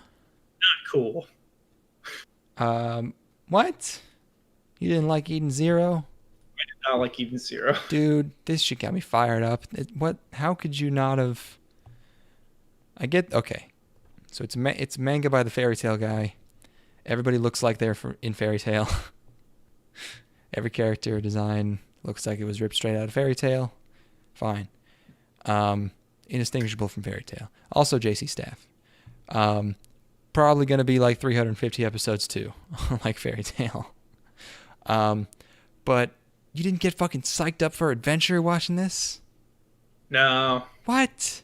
No, it didn't do anything for me at all. I'm watching this and I'm like, I don't care about this booby lady. I don't care about this dope. I don't care about this robot society. I don't. None of it did anything not even for at me. the end when they. Come on. You're heartless. No, I didn't care about the twist, the quote unquote twist at the end, where they're like, we have to get him to leave the planet, otherwise he'll stay here forever. And none of that worked for me. I did not. I'm so sorry. You're a monster. I was so sorry. Yeah, this did nothing. Absolute tearjerker, bro. What are you doing? No, I was getting so psyched that they dropped that hammer. And all the robots didn't go evil, and they just wanted to send their boy out into the world, and then they fucking died right there. Oh, he's gonna come back there later and find him. Yeah, it's all 900 chapters. It's kind of cornball shonen stuff. Didn't do anything for me. I didn't like his power. I don't like the booby lady being a vlogger. I don't like the cat. No, I have nothing. Is there a cat? Nothing. Her sidekick or whatever. None of it worked for me at all. Sorry, it seems like you really enjoyed it, but no. I'm swear to God, I'm not even trying to be like a cool guy or anything. I straight up didn't. I got nothing out of this. I was fired up to fucking go into space, dude. That never happens to me. Yeah. I want to hear what you liked about it, though. Give me the rundown. I want to enjoy this retroactively through you. Okay. The subs were trash. That'll give it. The ones I watched, anyways. They play the wow sound effect, famous for being used in Fairy Tail, but I think it's originally from some game. It's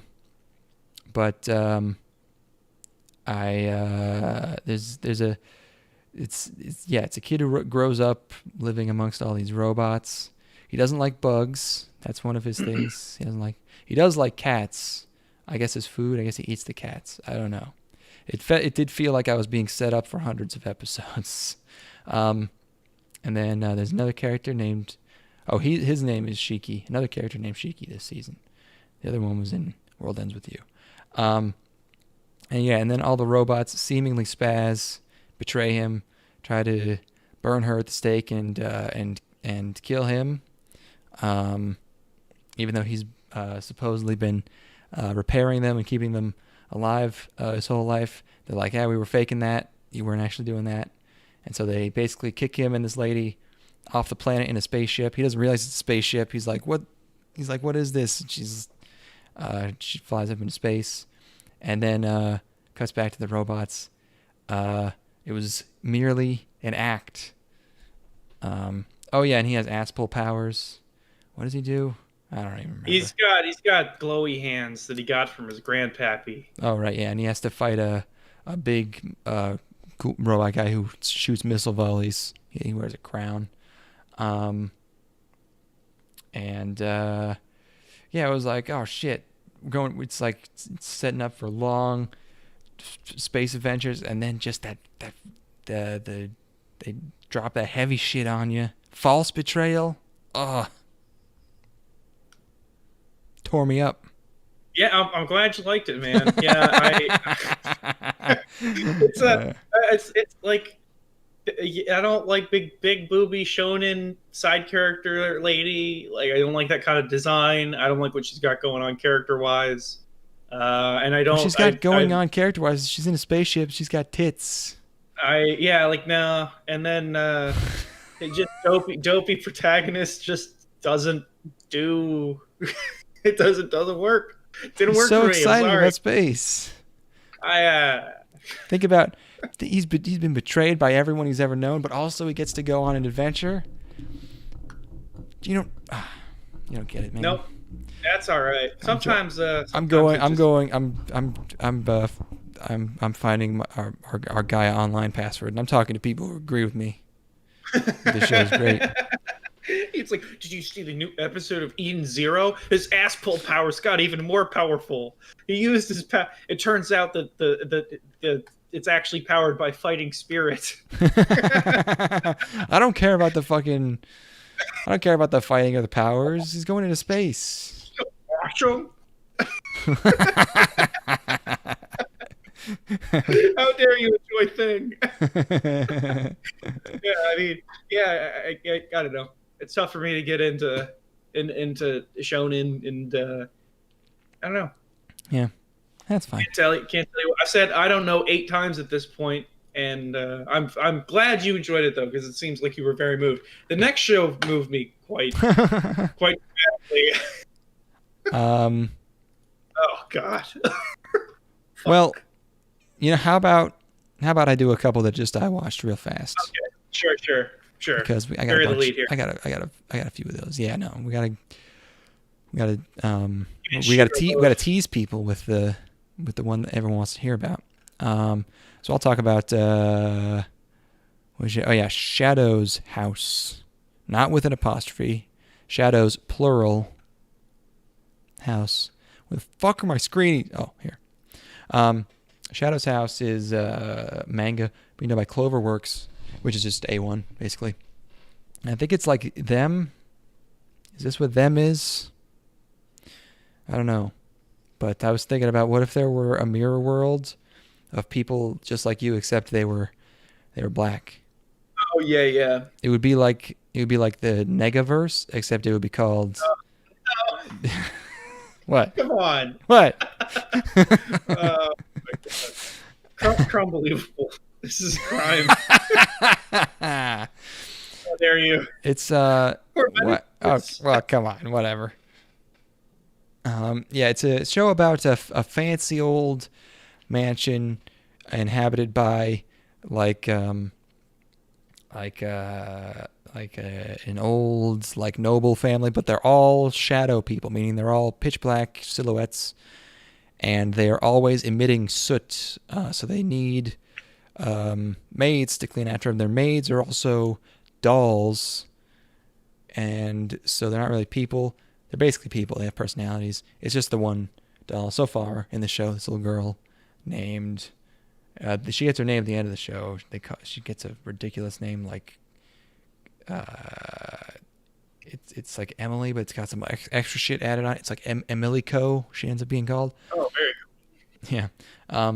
But she like wakes up in like a coffin or something, and so she's like the real world human. She's what the shadow girl in this house would look like, I think. So I think they're like kind of like twins, but one you can't see. And they emit more soot when they have negative emotions. So every time she makes the shadow girl angry, there's tons of soot everywhere. So she's always she just gets to cleaning, um, and she's clumsy. I guess because she's not used to like her body or something. She's break a lot of that classic stock vase breaking noise that Red Letter Media loves, and I also like a lot.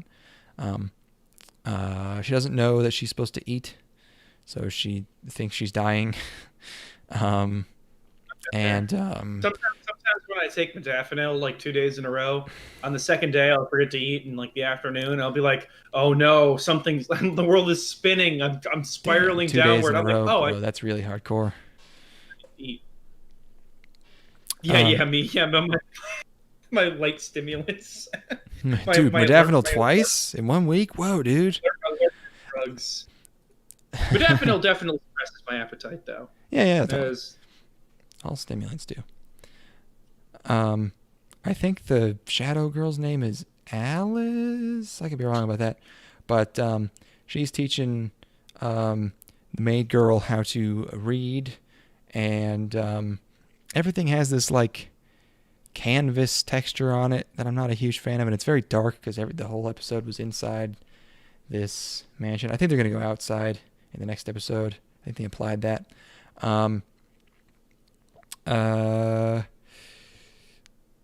Yeah, the girl's cute. I don't know. It's whatever. What I really don't like is fucking fancy music. Everything in this show is plucked violins and a fucking cello, and it pissed me off, dude. I'm sure there. For me. What's that? This kind of aesthetic, like this kind of gothic. It's like you have to, stuff. Yeah, but never works for me. No. It just gives it's like even if the show's not boring, it just gives me the impression that this is gonna be boring because there's a fucking harpsichord, playing. Bitches be having like frilly shit on their clothes. It's just a complete turn off for me. I like that. It's the music that bothers me. When it looks like they're wearing doilies, it's like it just does it. So I'm like, this is no thanks. No, I like that.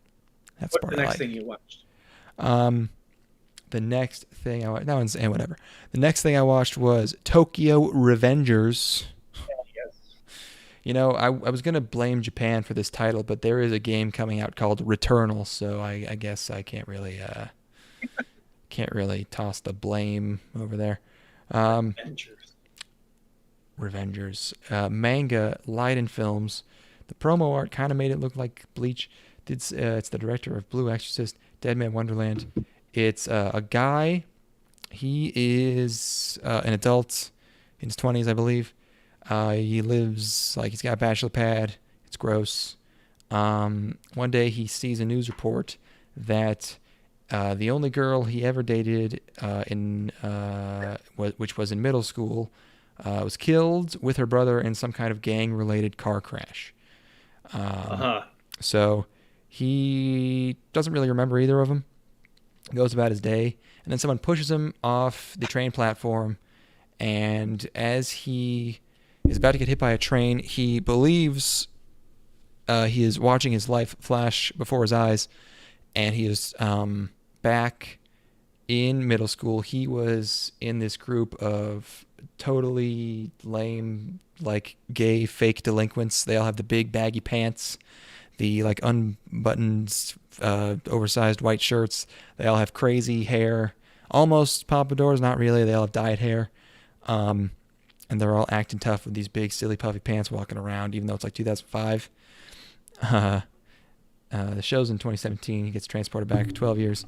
So what the Tokyo Revengers? The manga has a swastika in the title. Hell yeah! It's it's the backwards one. It's the Buddhist. The Buddhist. Yes, I know. Yeah. Whatever it's called, there's a name for it.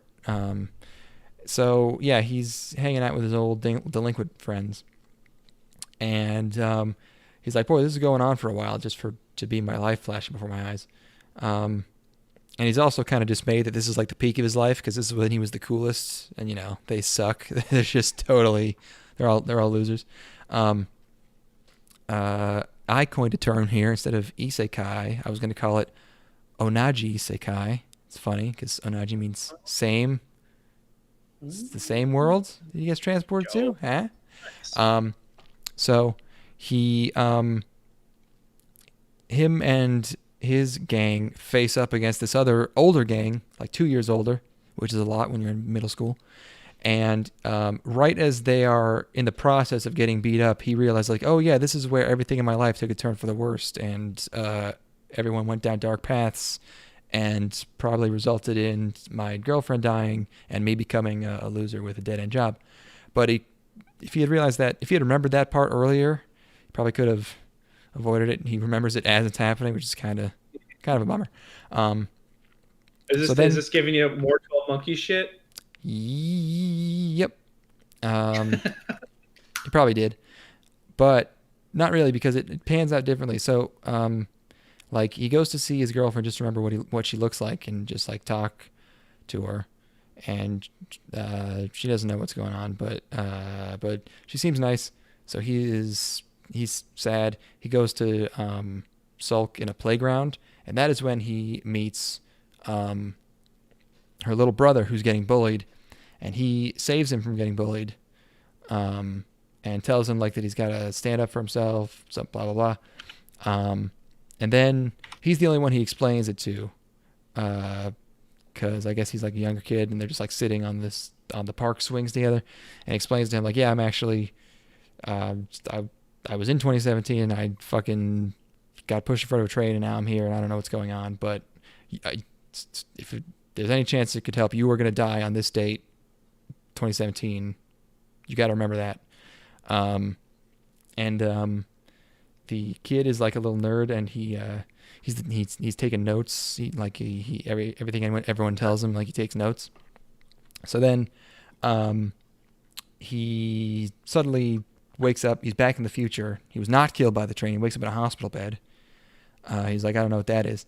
And then this dude walks up. It's the little brother. This is the only part that I liked because it was really cool. Brother walks up. He's like, yo, I remembered.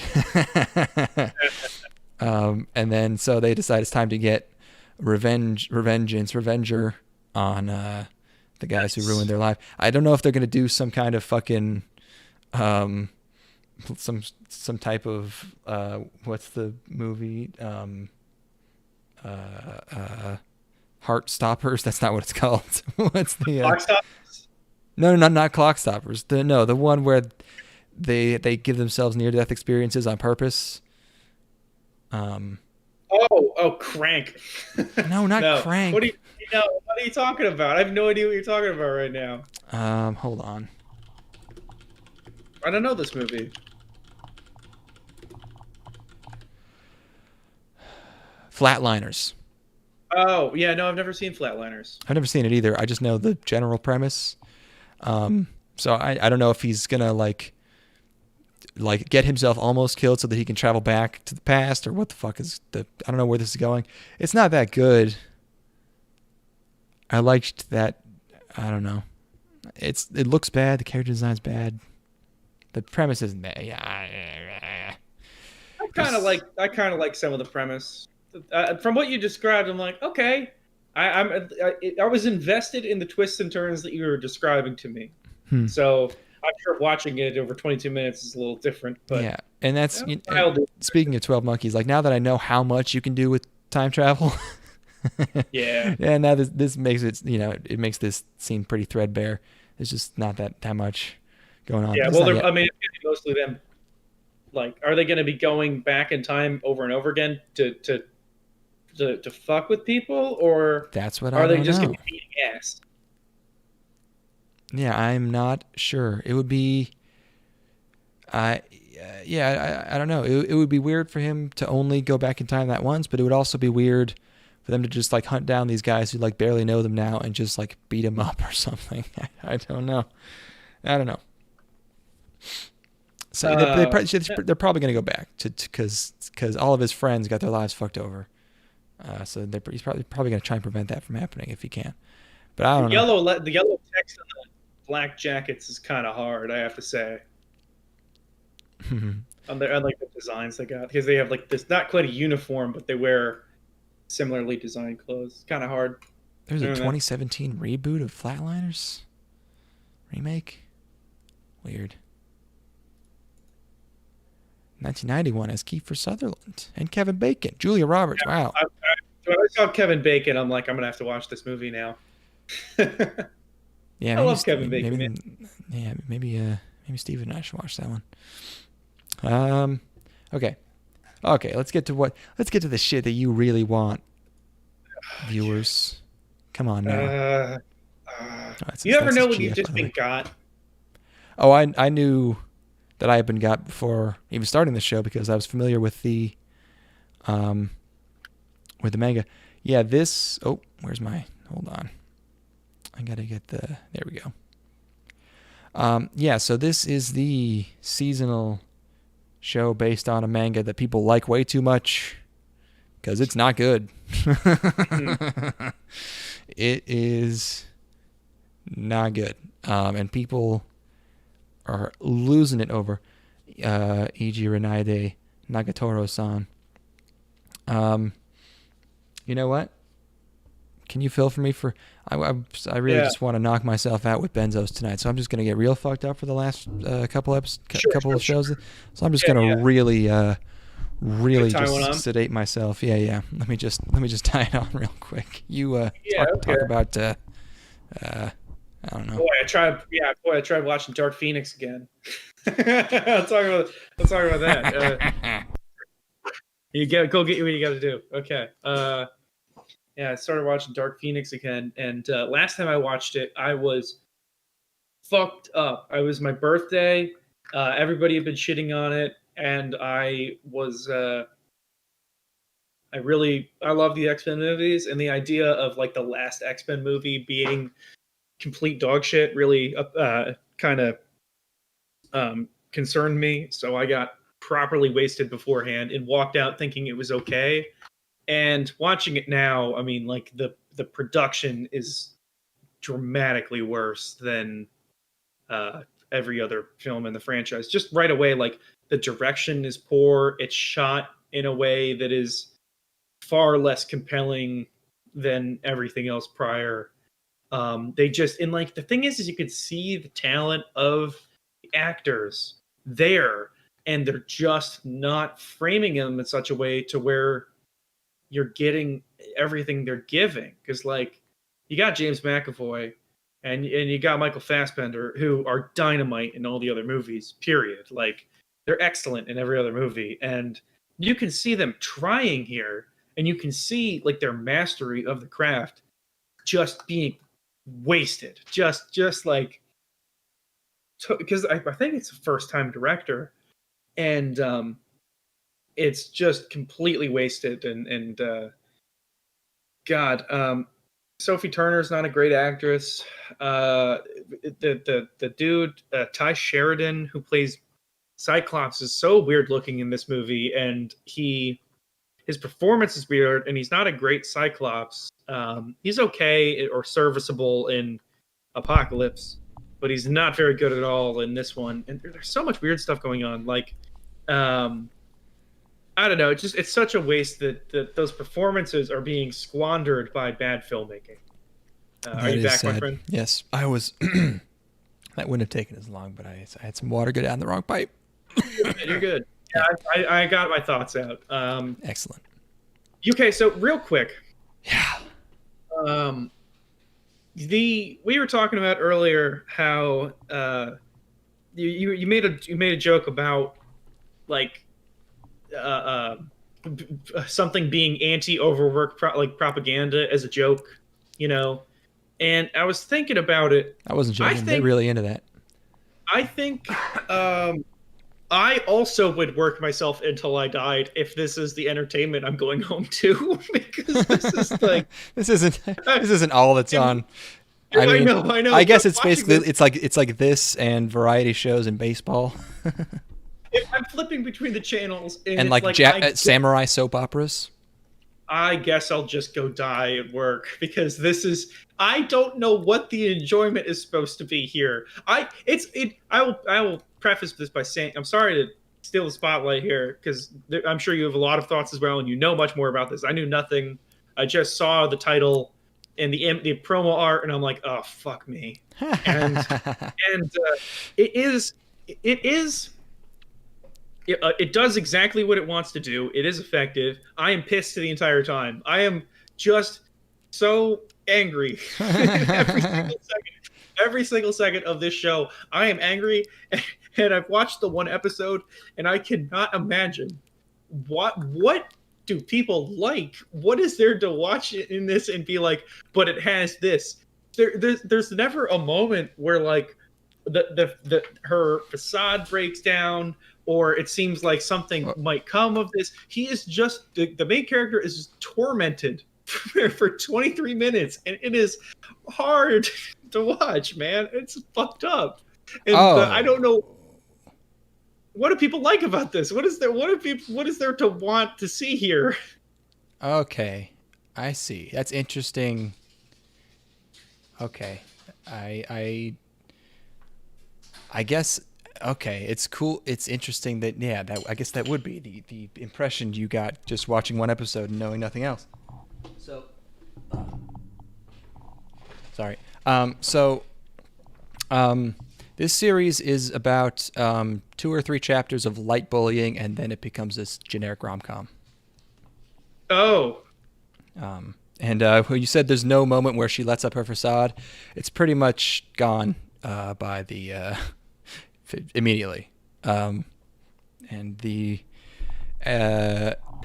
you know, she's just kind of becomes like a tsundere, but instead of being this a bitch, she's like just a teasing. Thing, like prisons. What was it? It was kind of fetish.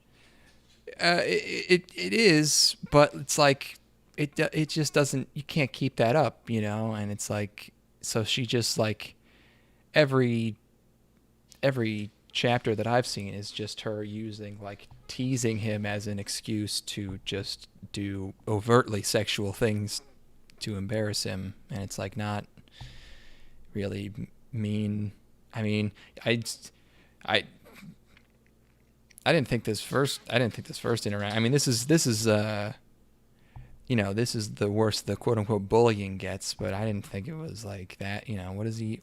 She's kind of a jerk, but I mean, he's just specifically pussy. Just how meek and effete and feckless this main character is. It's like his he's completely demeanor useless. is such that I just am dying the entire time because there's never he wants to be left alone so badly, and she just keeps going and going and going, and like to me it was excruciating watching this. Yeah, this is probably the worst of the recent like teasing shows. You know, you got Takagi-san, you got Uzaki. Does she tease? I don't remember, but Takagi's the best because it's at least cute. Uzaki's like nothing, but she's got huge knockers. That's a funny joke. Huge boobs, yeah. This one is like I've read chapters of this, and it's like I read a chapter, and it's like fucking. Like this is like the most talked about, most buzz. This is just like you know, when a new chapter's out, the fucking translation threads have so many hundreds of replies for like nothing happening for like you know she you know fucking every time she lets her guard down a little, which happens every chapter. Everyone fucking loses their mind. Every time they introduce a new character, everyone goes nuts. And it's like, I read a chapter and it's like fucking, he's sick and she comes to his house and she takes care of him. And they go through every single cliche. She feeds him and then she like touches his forehead and gets embarrassed. And then like, he falls asleep and she almost kisses him but doesn't, and then that's it. And it's like you really just wrote that. You wrote that the 100th time probably in the last 5 years that chapter's been written. And this is very popular. It's based nuts. on what I saw, I didn't get any of that. I didn't see any. Like, they could have given me something, because at the end of this, the only direction that I would have been satisfied with is a direction where he kills her at the end of the episode and then spends the entire rest of the season trying to cover up what he's done and getting cornered by police and stuff. Like there's an investigation that he needs to fucking start. Because I don't want anything to do with this girl ever again. She's just flirting. She doesn't know how to show her emotions. I didn't get any of that. I just saw her being awful the entire time. He's already been made fun of by these other girls, which is horrible. And then we're just like, But then she barges in on his art room and she's like, "Hey, touch my nipples." What about that? Or the sexual teasing thing doesn't do anything for me either. Because again, the main character is so not retarded.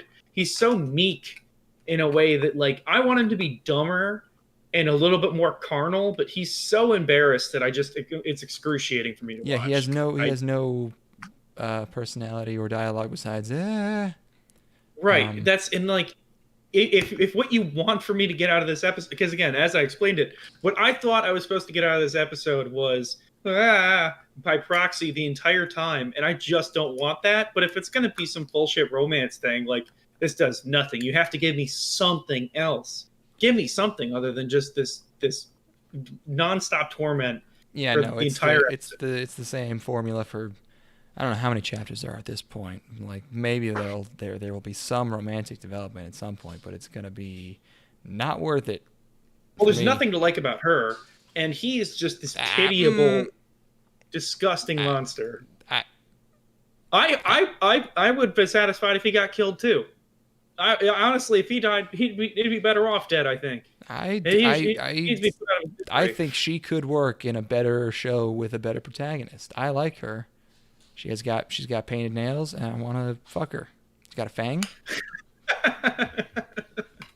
Yeah, see, I wanted to kill her. I like the rolled up sleeves. She's got the no socks. I like her character design a lot. She would be rolled up in a fucking rug and thrown into the river. She can bance, dude. She can throw it down. Yeah, I'd throw her down a fucking well after I was done later in your video. And a lot of your friends want to throw you down one. A well. They want to throw you. They want to murder you in a well. I loathed this, and it got me too. Because the entire time I'm like, I know I'm supposed to be miserable right now, and fuck you, creator. I don't think you are. It's like I'm miserable the whole time. Period. I know, but I don't think that's the intention. I don't think it's supposed to be actual traumatic bullying. Oh, I thought I thought it was going to be a more fetishy than romance. So this started out. The manga actually started out as like a series of basically just images. It was all like from the first person. It was her looking at looking straight at you, talking to you, and it was all just her talking to you. And it was all just her berating you for everything. And that was more fetishy because that was all just her sitting across the table from you, just talking shit at you and there was a shit ton of them. And then he actually made it into a manga. That was probably a bit more fetishy bullying, but yeah, fetishy bullying, like calling you a perverted worm or whatever they say in Japan. I like this. You like what now? I like that picture of her. She cute. But I didn't like it. It felt mean spirited to me, and like, if you're at least make her spit on him. At least make her spit on him. At least give me some like really kink it up a little. She's clearly a maiden in love, mean spirited. Come on now. No, because I didn't get that, and I'm not like some sort of. I didn't get any of that in this episode. I got her as a complete psycho. I did not get any of the. I didn't see her facade break at any point. I need to see it. I needed to see her around a corner, acting some kind of way. Didn't work. Or if you're okay, you can do that. You have to give me more of her being a little gushy in other ways. Or go complete psycho and she spits on him and stomps on his balls, please. Thank you. Yeah, see, that's she becomes almost entirely gushy, which is like that kind of defeats the point of the whole thing. Yeah, yeah, she should be totally psycho all the time, or yeah, I don't know. I don't know what's yeah. I did like yeah. She does not the bullying gets turned down from an 8 to like a 2 immediately. But I don't think you would enjoy the show anymore. I don't think I will either. This is the one that I hate, but I'm probably still gonna watch it because I don't know. Maybe she will kill him at some point. That'd be good. Or he'll kill her. I'm just waiting. I'm just like. I mean, every one of these shows, everyone always says, "What if the real being teased is us? What if the real bully? Wouldn't the bully being the one? Wouldn't that be the one being bullied? Are they implying that the creator is bullying us? If I'm saying, like people speculate, like, oh, what if he ends it on NTR and she just like fucks another guy, and that would be the true bullying, and it would be us the whole time. Or the main character gets a girlfriend that's not her, and then she gets bullied, and then that would be her. That would turn the tables on her. But that's never gonna happen.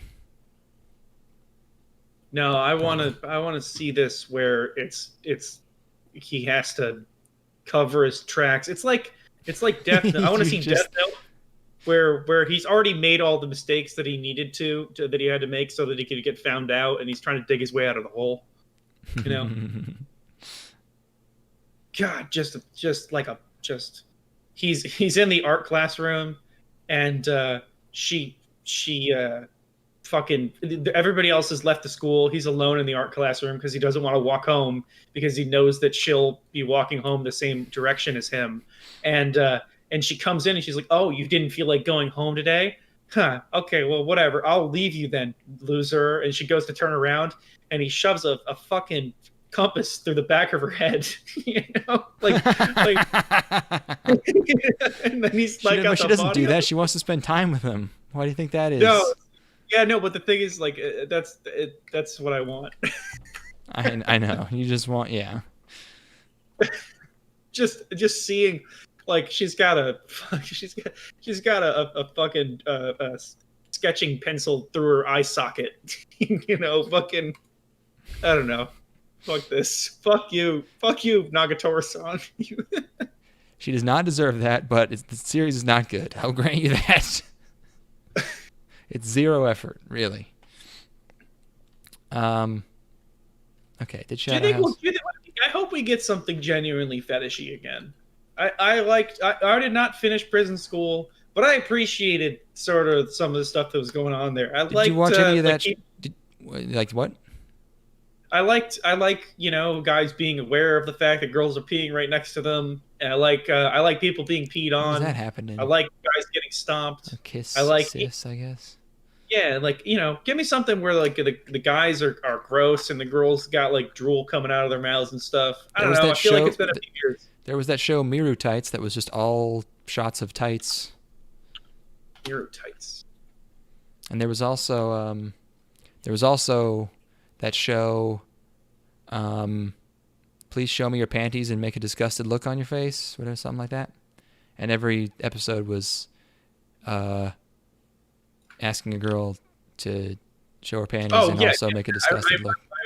Believe me, I exhausted all of the content that exists in that. But and then there was also Dogeza, the one where he grovels every episode and asks the girl to show. I watched all of Dogeza. Nice. I'm not watching.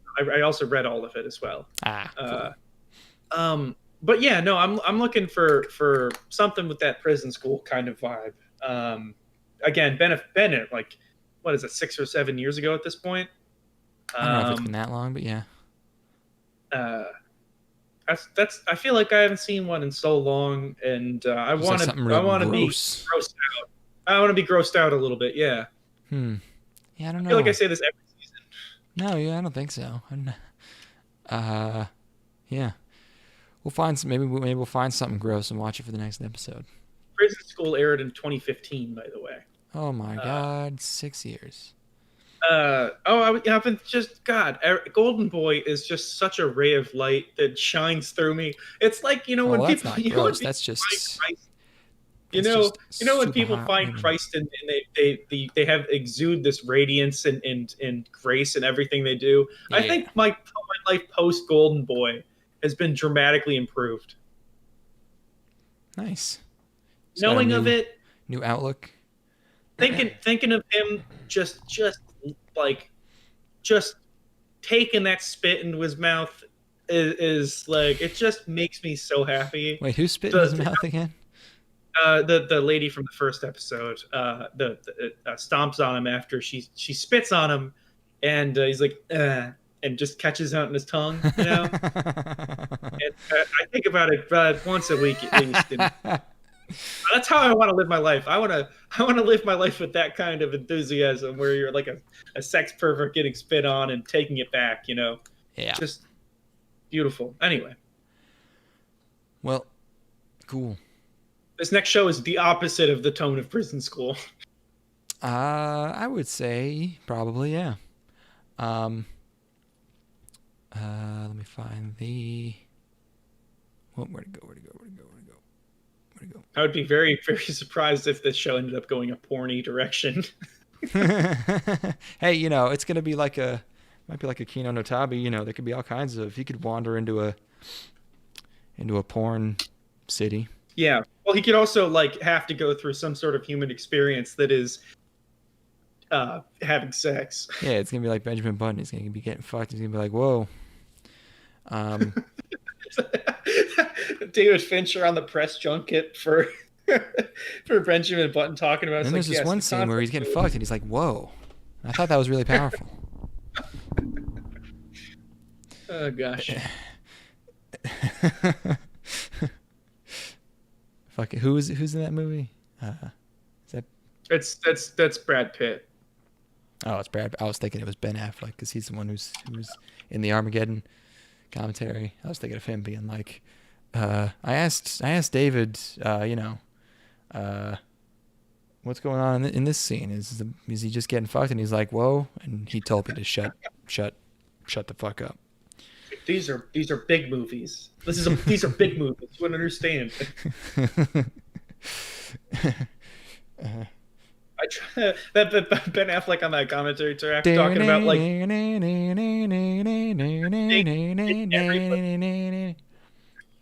the logical inconsistency that everybody points out in Armageddon, which the most trite played out, why didn't they train astronauts to be drillers or whatever? That's the thing I was referencing. Yeah. Yeah, and just thinking about being told to shut up and that these are big movies it's just amazing. I love that attitude. Yeah, he's right though. He was right. Yeah, I'm on far too much cocaine to even possibly engage with you right now. Go get in the spacesuit, idiot. I inherited, not Jerry Bruckheimer. What's Paul?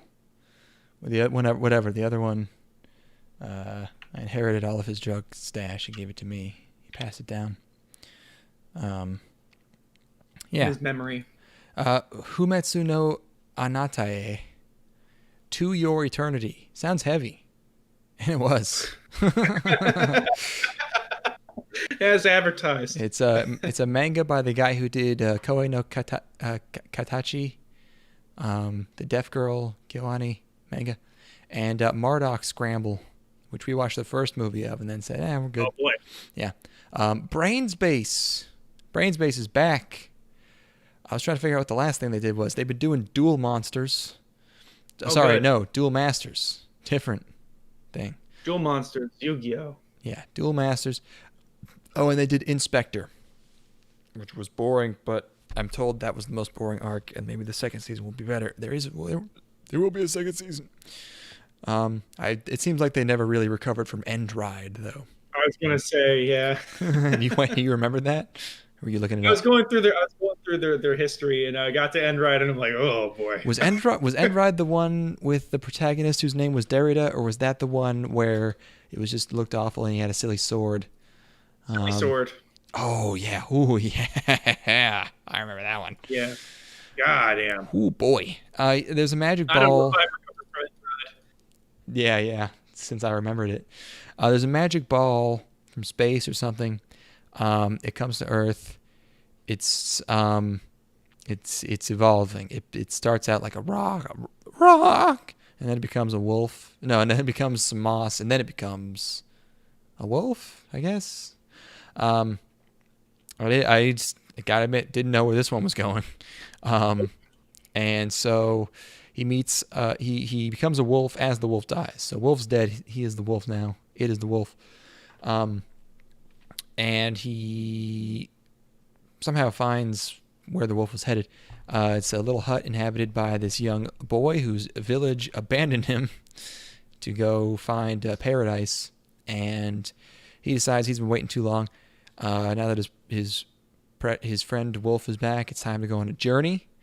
So they trek across this frozen tundra, and somehow he's able to get all this firewood. I don't know. Then he hurts his leg, and then he finds the remains of his village, who have all kind of Donner Partied themselves, apparently. And the path they were making ends. There's nowhere to go, so he just heads back. And his leg wound, he succumbs to it. And then Wolf becomes the boy and sets out to do something. I still don't know where it's going really, but it was a very good episode. I guess it's just gonna become different shit. It's gonna be episodic, and it's gonna learn things, and it's gonna experience all of the facets of humanity and all of the emotions, and it's gonna be real. It's gonna be a real ride. What'd you say? Very moved. It reminds me of sad. Like an epic work. Yeah, probably will be. Seems like it's got that kind of. It's reaching for something, and I think the concept is good. And I don't know. It just makes me think of like. It makes me think of things like Siddhartha, that are more so about the outlook and the experience of like going through the world and witnessing a bunch of people's lives and learning from that than about the actual like moment to moment action. Yeah, I was pretty impressed. I did not, again, when this orb is going down to earth and turning into a rock and turning into a wolf, I'm like, this could be a little cheesy and dumb. And then they got me 100% back in by the end of the episode. I was pretty impressed. Yeah, because like if I were to predict at that point when it's a rock, like what's gonna happen, it's like, okay, it's gonna become a villain, and then we're gonna meet our high school character, and it's gonna open up a hole in the sky, and he has to protect the world from this orb that came, some bad. But nope, went in a different direction, and also ballsy to make all of the like cover art and promo art for this is just this boy and his wolf, and they're both gonna be gone by like episode 2. So yeah. Seems like it's gonna be a type formula, or like a mushishi or something. Yes. But it's a kind of a very unique idea. I can't think of anything else with this sort of concept. I'm kind of a thinker. Yeah. Cool. We got one short. Well, yeah, we'll do that. I have one last thing that only I watched. Okay. I watched a show called Osananajimi ga Zettai ni Makenai Love Kome, or Osamake for short. Yeah, get that my love girl. Yep. Thank you. A rom-com where the childhood friend won't lose. This is a light novel. Doga Kobo. I was excited about that. Do not think this is Doga Kobo's A-Team. Oh no. Does not look great. Doesn't look terrible. Doesn't look great. Yeah, it's a guy. He has a sort of acquaintance who happens to be a famous, I think, like model / actress, but in the same class as him. But he kind of talks to her occasionally, and he tells her that, I guess she wrote a book. He tells her that he read the book and that he really, really liked it, and she seems appreciative of that. And then what happens is the model girl, she has some kind of, she got something going on. Someone asked to like copy her notes, and she just like tears all the notes up and is like, well, what now, fucker? And everyone's like, whoa. But it was like Card Crusher for notes. So then we meet the Osananajimi. Concerning because we don't meet her first, but she's supposed to definitely win. Usually the first one we see. They promise. I feel like, I don't know. I hope they don't play with they don't play with everybody's hearts by lying. Yeah, so she's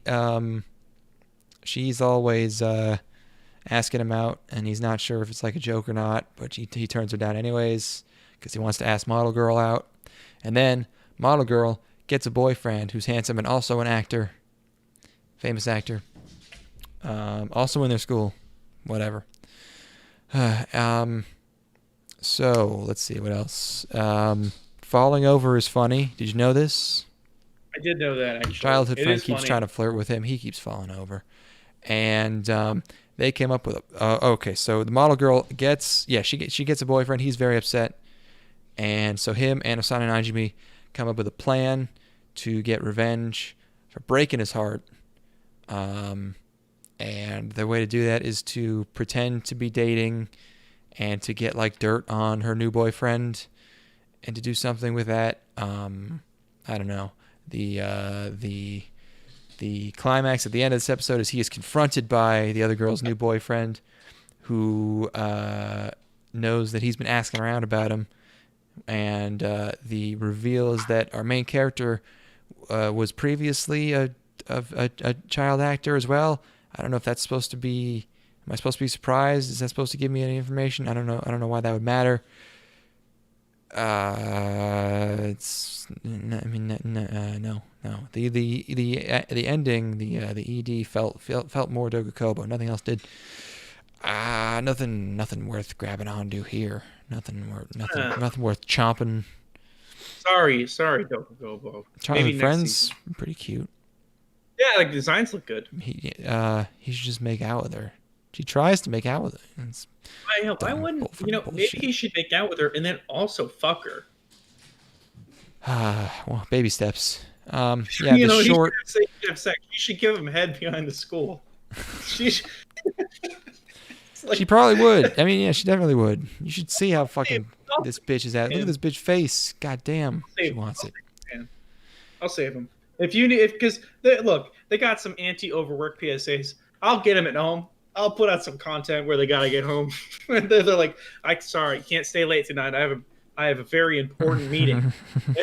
They get home and it's the childhood friend sucks the main character's cock behind the school show. And it's just, every single episode is a different sex act performed at a different place with the childhood friend. I think you watched that and it was called no, not Koe no Katachi.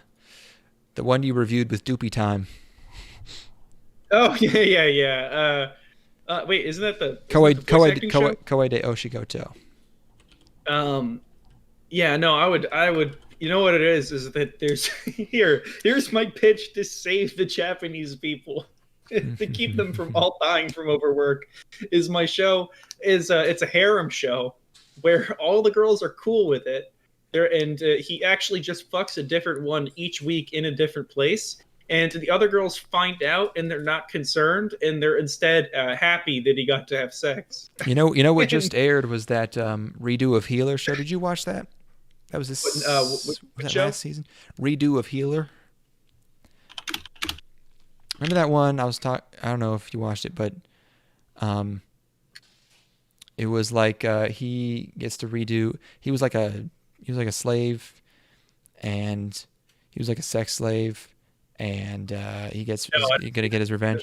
Oh, okay, yeah. It turns out that was like almost porn, and he like mind breaks every girl that had enslaved him by fucking him, and then he's like okay.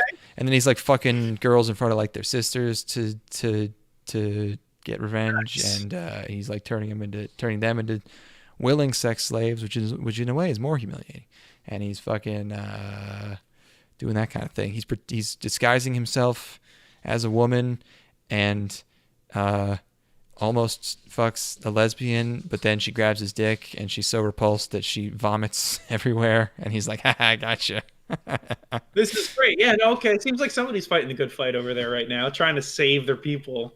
Because, yeah. It goes like as far as you can go without him actually. He doesn't actually rape anyone, but he definitely leaves at least one person to be gang raped, and then sets the place on fire where they're in. What was that show that had a goblin gang rape in it? Oh, not Demon Slayer, Goblin Slayer. Yeah. So he gets a girl gang raped and then sets the place on fire? Yep. Gang raped by yeah. like a bunch of huge orc troll guys.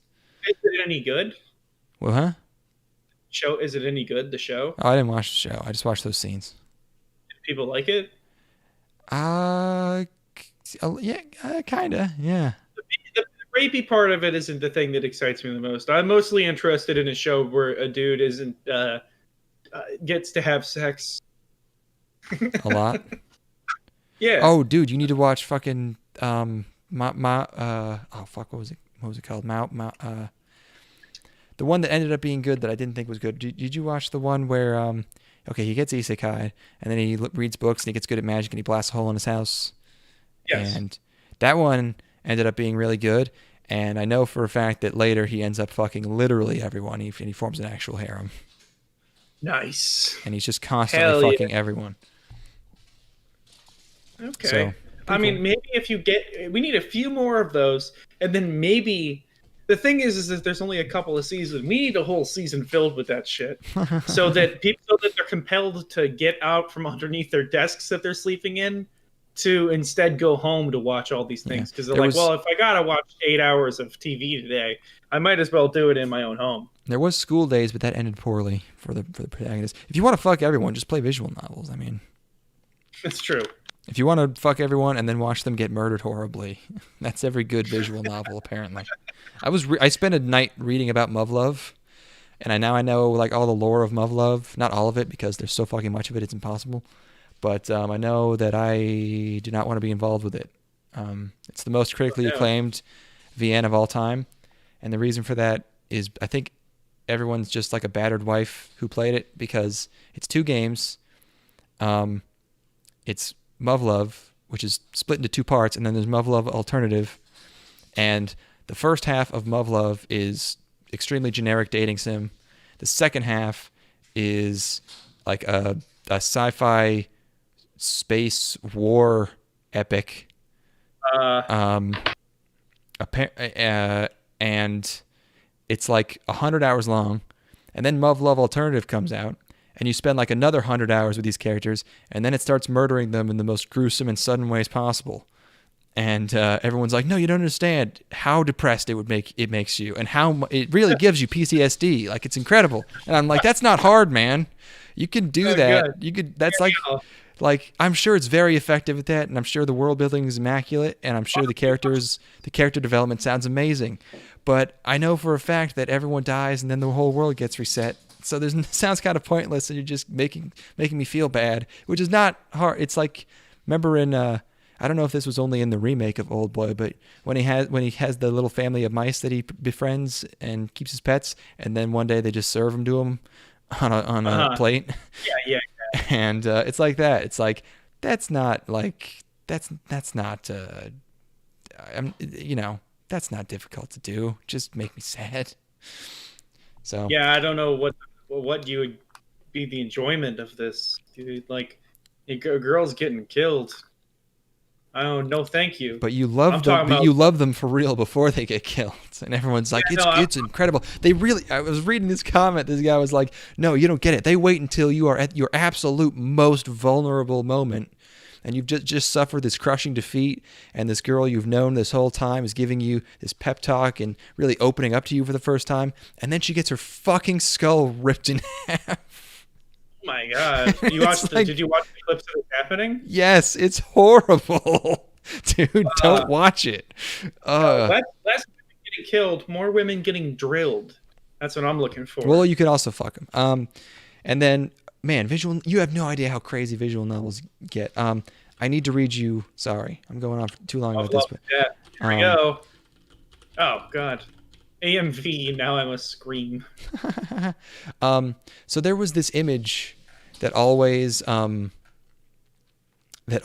like went around as like this like shocker, like, you know, screen from a VN of like two girls who had split themselves down the meridian and sewed themselves together. And it's like this, you know, this gross body horror. Like, what the fuck is going on? But like, that's from a visual novel called Wonderful Everyday, which is another one of the most critically acclaimed visual novels of all time. And it's also like 100 hours long, and you got to play it multiple times to get every route. And the way people talk about, like, okay, here's how you play this. You're not going to understand much. Don't go through every footnote. It has footnotes, or intertextual notes. And I read this fucking paragraph. Wonderful Everyday contains many intertextual references to a variety of philosophical and literary works, including Tracticus Logico-Philosophicus by Ludwig Wittgenstein, Alice in Wonderland by Lewis Carroll, Cyrano de Bergerac by Edmund Rostand, Critique of Pure Reason by Immanuel Kant, Steppenwolf by Hermann Hesse, Flatland by Edwin Abbott, The Black Swan by Nassim Nicholas Taleb, and Night on the Galactic Railroad by Kenji Miyazawa. Besides that, characters sometimes directly refer to many prominent philosophers and their works, such as Leibniz, Alan Musgrave, Nicholas Cusanus, Goethe, and many others. So that sounds fucking wild. Yes, dude. Why are these people so psychotic? Why are visual novels the most fucked up?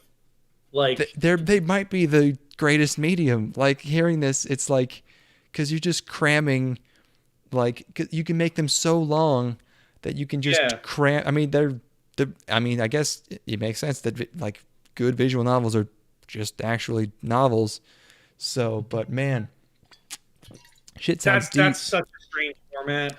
Just reading that paragraph made me like it made me I understood before, but I understand even better now why people who play VNs were so pissed about Doki Doki Literature Club, because that shit is 6 hours and it has one gimmick that's been done 1,000 times, which is, whoa, it's like a visual novel, but it gets scary and spooky and it breaks the fourth wall. And it's like, dude, we're referencing Goethe over here. We're culture, not a costume.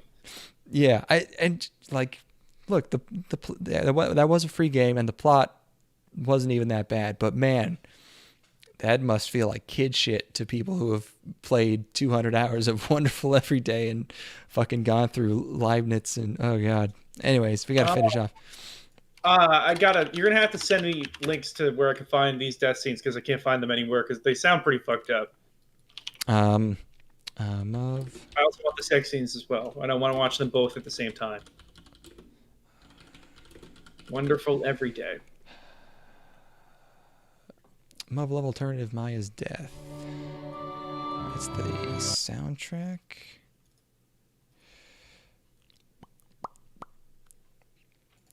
Is there gonna be howdy doody everybody? Oh, that guy's oh, I forgot you can hear those. Yeah, let's play. I just found this the other day. It's probably in my history. Hold on, I need you to fill. I'm reading through this Wonderful Everyday Wikipedia article right now. So this is something you masturbate to? Well, at some parts. Okay. So you're like, this is my quality hanging. This is my home time. I'm going to enjoy my day off by reading 3 hours of Wonderful Everyday, where I'm going to jerk off and then also be traumatized. I think I found it. Did I? The game requires minimal interaction.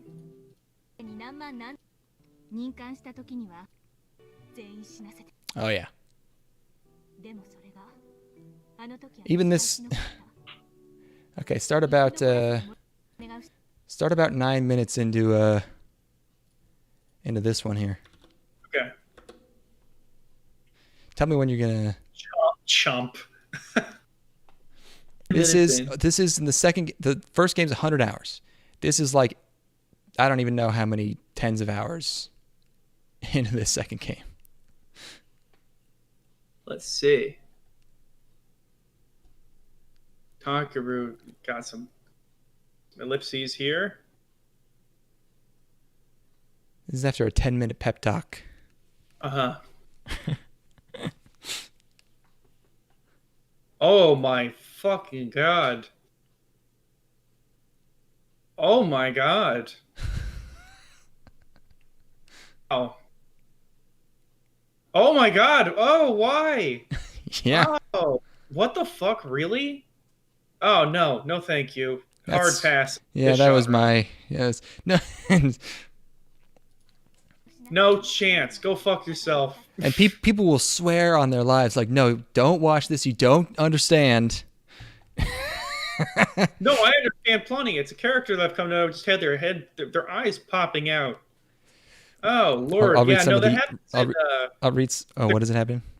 The closest equivalent I can think of is The Walking Dead. The comic does that.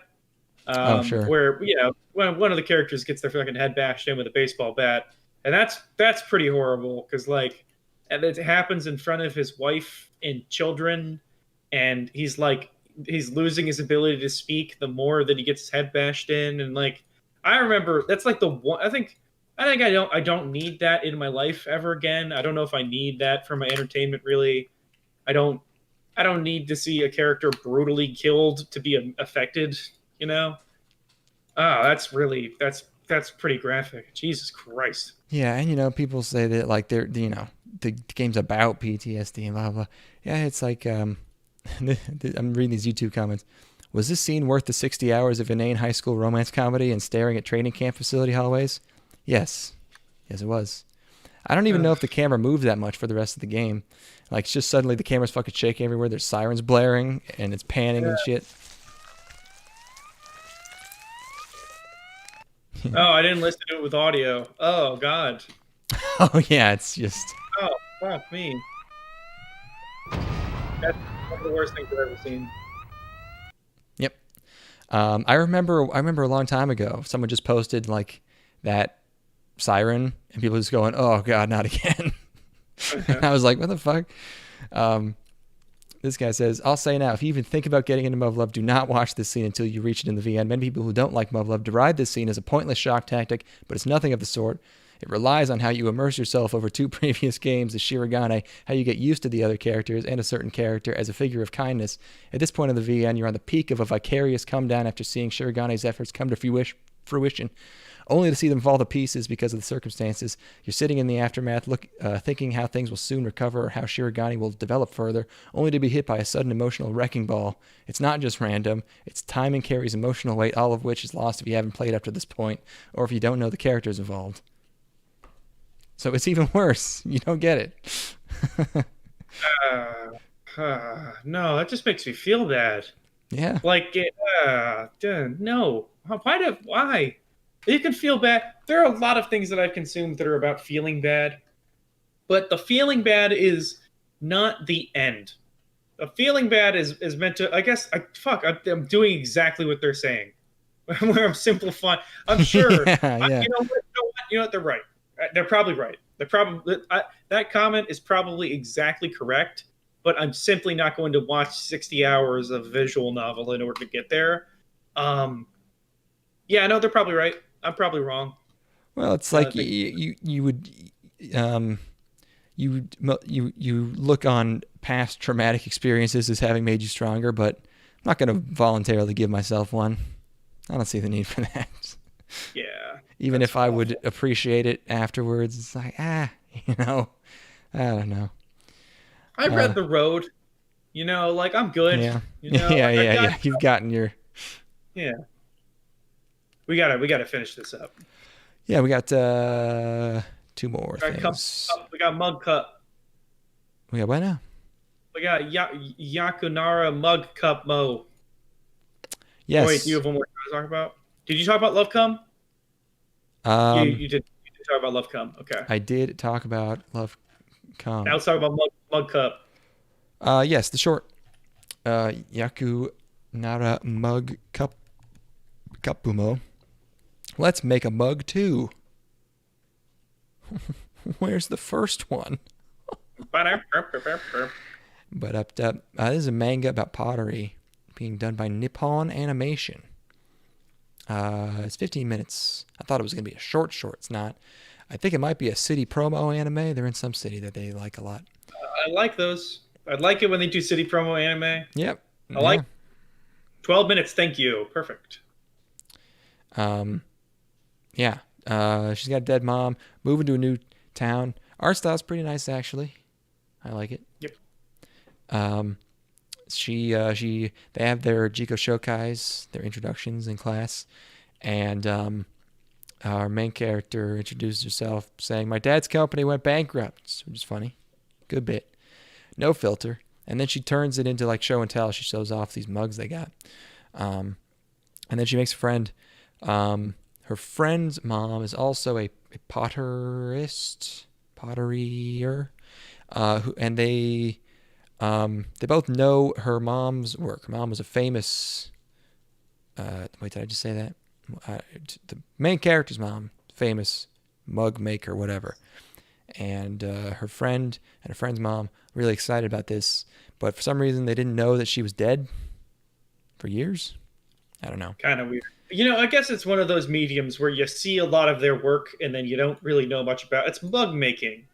I guess. They're not going to have books about mug makers. Could look They're them up just like once. Wikipedia, maybe not. Honestly, mugs kind of ugly. They look bedazzled. I like some of them. Yeah. I like some of the mugs. And then they get to the,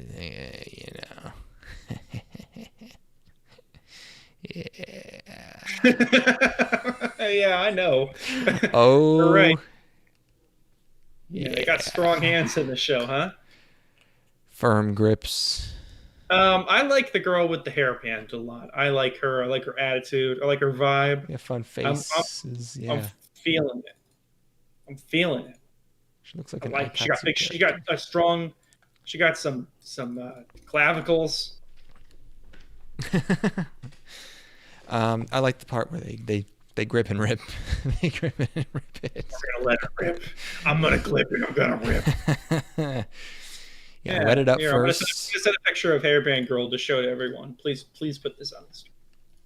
Please do this for me, my friend. Look at her. Oh, her. Isn't that the mom? She's great. Isn't she cute? No, she's a student. Oh, okay. I thought she cute? Was the other girl's mom. Look at her. Yeah, it's a little small, but yeah. That is quite the band. I like her. Yeah, it's fine. Her dad was upset that she's going to do pottery. I don't think it's what killed her mom. I don't know why he needs to be... Like, it's not like, I'm going to become a motocross rider like my mom. I'm going to become a motorcyclist, just like mom was. The mug making is tangential to the illness. Maybe she overworked herself, but like that's I'm going to study organic mercury, just like my mom. No. I'm going to become a uranium salesman. I'm going to be a door-to-door uranium salesman. I'm going to keep it in a briefcase. I'm going to build a nuclear reactor in my backyard shed, just like mom did. I'm going to be a professional lead eater like my father. There's a really great joke in this is where it's a Troy McClure bit where he's like, "Hi, I'm Troy McClure. You might remember me from such films as Lead, Delicious but Deadly." That's a really good Troy McClure bit that I haven't heard. That's a good one. It's amazing, yeah. That reminds me of fucking, I don't know why TV memes are always just like random scenes from shit like Bane posting just like became huge even though it's just a scene and there's nothing really that notable about it. It's just like scenes that they turn into memes. I don't know. I don't even know if it's a meme. I just saw a thread that was a line from this movie. Do you remember they had all those parody movies in the 2000s. Do you remember Superhero Movie? Probably not. I'm aware of it. I never saw it, It but had yes, I it know had of Drake the movie, of Bell. course. Yes, it did. Yeah, and I had never seen this. I saw a scene from superhero movie. Drake Bell's in his superhero costume, and he's fighting this guy, and the guy pulls out these like throwing star things, and he's like, titanium blades. They can cut through steel, or sorry, they can cut through diamonds. And Drake Bell goes, I'm not wearing any diamonds. I thought that was really funny. And then he jumps and he hits him with every single one he throws. It was good. Good bit. The cut through diamonds is pretty funny already. Is it? I mean, I think so. I guess. Anyway, Mug Show. I thought I like it. It's not hard to sell me on a 12-minute show with cute girls in it. Yeah, where they rub And, big phallic objects. Yeah, come on. Can't go wrong with this. Man, you only got to get me in for 12 minutes, and they got hairband girl. What else do I need? Mm-hmm. It reminds me of the girl who did not even remotely a similar character, but I was very taken with the calligraphy girl from a few years ago. At this point, the lady who did the poems. That's how she communicated. Loved her. Yeah. Oh, right. I remember that one. You know what they say? If the hair has a band, she needs to be slammed. You got to pulverize her into sand. You can touch her bags of sand. Yeah, no, it's if the hair has a band, she's ready to touch her gland. There you go. She's ready for the gland. You gotta show her the gland. No. You gotta shorten it as much as possible. If the hair has a band, whip out the gland. I'm gonna start calling my dick like gland. I was going like, hey man, I'm gonna go to the bar speaking and get me some gland. Pick up some gland. You drop my gland in this girl. Cumtown already came up with the funniest word for penis, which is tube. You're like, girl, suck my fucking tube. I'm gonna get my fucking tube sucked. I like gland. I like because God damn, because you can call it. It's like, oh man, girl, let me see your gland. Oh, wait, who's gland? What is a gland? The gland is just genitals in general. Oh, I see. Okay. Yeah, hold on. Let me. Gland is. I guess a gland. Okay, gland is a group of cells in an animal's body that synthesizes substances such as hormones. So if I ask you to see a girl's gland, is the vagina and the vaginal cavity a gland, or is it the ovaries that are glands? Man, I don't know. We're almost at 3 hours. Okay. I wanted to go to bed at like 12:30. Let's talk about Cestvs. Cestvs, Cestvs molestus. sounds like Yeah, here I said cestus molestus. Anyways, whoops. Oh, where's my screens? My screens. Okay, Cestus, the Roman fighter. Manga, Bandai Namco for 2D stuff, Logic and Magic for the 3D stuff. So there's 3D. Fists were the first weapons, apparently. They always got to make the sport sound more like important to humanity than it actually is. Yes. Like, what about teeth? We had teeth.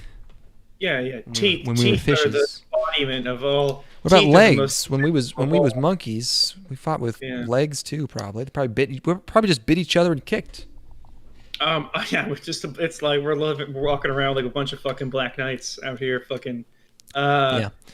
You don't have to sell me on boxing.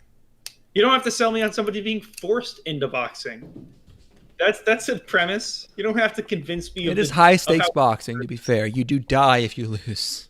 Yeah, you don't have to sell me on that. I get the you don't have to hype it up. I don't know. It's like that's enough. A dude has to box, otherwise he'll die.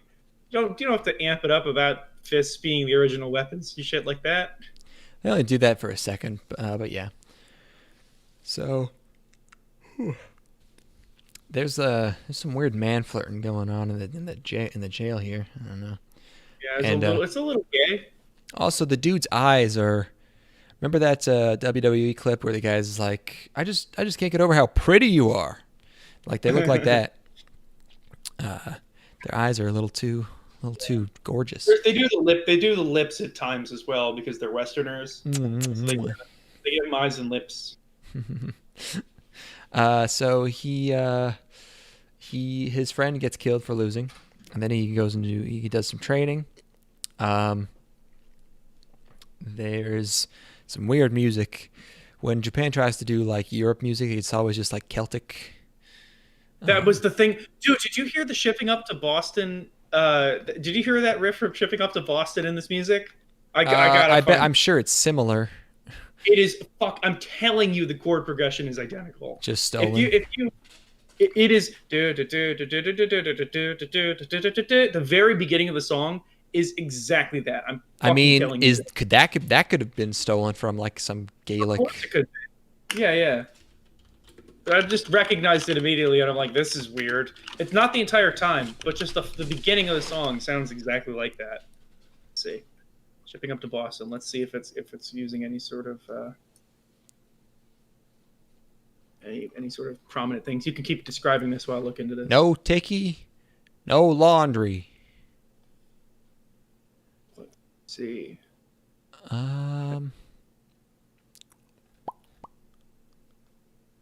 Yeah, no. This seems to be an original song. Anyway. He fights big guy, beats him. It's Rome. It's we're under Nero right now, but he's a young guy. He's only 17. So they're like the same age. And within this first episode, they're already inventing UFC. So that's pretty funny. They're like, yo, what if you didn't just box? What if you were a fucking animal? Yeah, what if we removed all the final just sliver of like honor and dignity from the sport and just started fucking kicking and tackling each other? Yeah, you can choke each other to death if you want. Yes, yeah. You're encouraged to gouge each other's eyes out and just rip each other's penises off. Really get in there and grab his gland. That's the most important rule of the way safer than boxing. Just grab the guy's balls and then you win. I was thinking about boxing. I swear to God, we're going to end this episode. But I was thinking about martial arts and professional like combat sports in general, and how much longer do you think those will be around? Because it is like I don't popular. Get it at all, and like these people are coming out on the other side as vegetables, and I can't believe these people are still still feel possessed to continue to do this sport, knowing that they're going to come out with like a fucking 75 IQ. It's just you're giving up the entirety of your life after the age of 38. You can make a decent enough money, you know. Really, let's be honest. They're going from 85 to 75. So that's not a bad trade-off if you make it big and get a decent amount of cash. Maybe. But how stupid can you be at the beginning to like at least understand like and be able to break down the actual combat itself? It can't be trivial to just like analyze fights and learn how to deal with certain encounters and stuff like that. Requires a certain amount. That comes naturally to certain island. They're monsters. The Irish are a beastly race of half Neanderthals. Yeah, I would certainly never interact with or engage with or even associate with an Irish person. Me neither. If I were to find out that somebody close to me in my life was an Irish person, and I didn't know that. Well, wait, what's your cutoff? Is it one drop rule? Oh, if they even know anybody that's been anywhere near an Irish person, I don't want to associate with them. I don't know if I've been near any Irish people, so maybe I'm good. Anyway, one drop roll. Oh, okay. Well, shit. I'll call it Phoenician. It's the same thing. Yeah, so music's funny. They invent UFC. There's a, I would like a, I would like a, I would think they would have been a bit more honorable about all this stuff, even in Rome. It's like, they're not just gonna kill a guy all the time. It's like, and Wait, if there's everyone's no so rule, mean. Where's no all the rule, honor and the chivalry? chivalry. Would like more of that. Why, if the rules don't make it so you exclusively have to box, nobody had thought about using their legs before this point? Like, yeah, because you'd think pretty quickly people would be like, boy, just using my fists really limits my ability to engage in combat. If only I could grab onto them and beat their fucking ass. If only I could bite their nose off. Yeah, like, if there's no formal rules making it so that you can't do that, it doesn't seem... I think boxing is pretty much born out of the gentleman's agreement that you won't use your legs at all, and you won't bite each other or grab each other. So why would he be a boxer? Yeah, I mean, this, I don't know. I also didn't hate this, by the way. This was a change of pace. It's been done 1,000 times before. A slave, it has to fight in an arena and they get killed otherwise, but I didn't mind this. I didn't mind this at all. Yeah, I didn't mind it. I didn't, it wasn't doing that much for me. I think it looks kind of bad. Yeah. There's some really weird anatomy going on already, and it's just the first episode. Some of these fights, why aren't all the fights 3D? If you're gonna try and draw them and make them look bad, just make good 3D. I don't know. I want a show with nice hand-to-hand combat. I like hand-to-hand combat animation. I think it's sick. So I don't know. What are shows that have great hand-to-hand? Hand-to-hand? I mean, you could do actual good boxing shows. Like Hajime no Ippo? Hajime no Ippo and Ashita no Joe are the two, yeah. Are those the same? Are those related? I don't think... Are they? Anyway, yeah, I would do some boxing show. The thing is that all the boxing stuff is like 8 million episodes long. Of course. Because it's all shonen. I want the ping pong of fighting.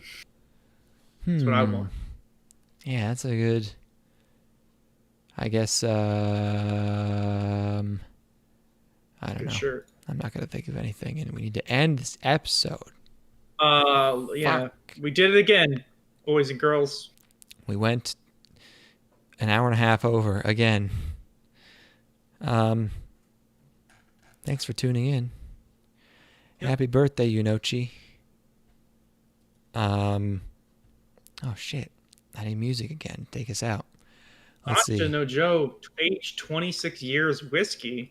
Holy fuck. That's a long time. Hell yeah. Music. What are we going out on? What do we talk about? I want an 8-bit cover of Shipping Up to Boston. It's gotta exist. Wait, 8-bit or Nightcore? Either one's fine. Or dubstep? I'd prefer Nightcore over dubstep. Nightcore. I'm shipping easy. Boston 8-bit. Let's go.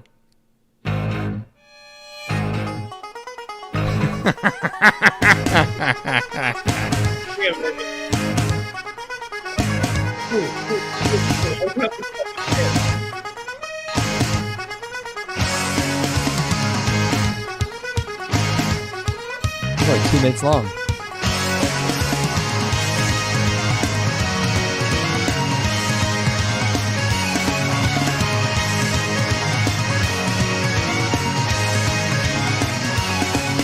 I'm a sailor, hey, and I lost my leg.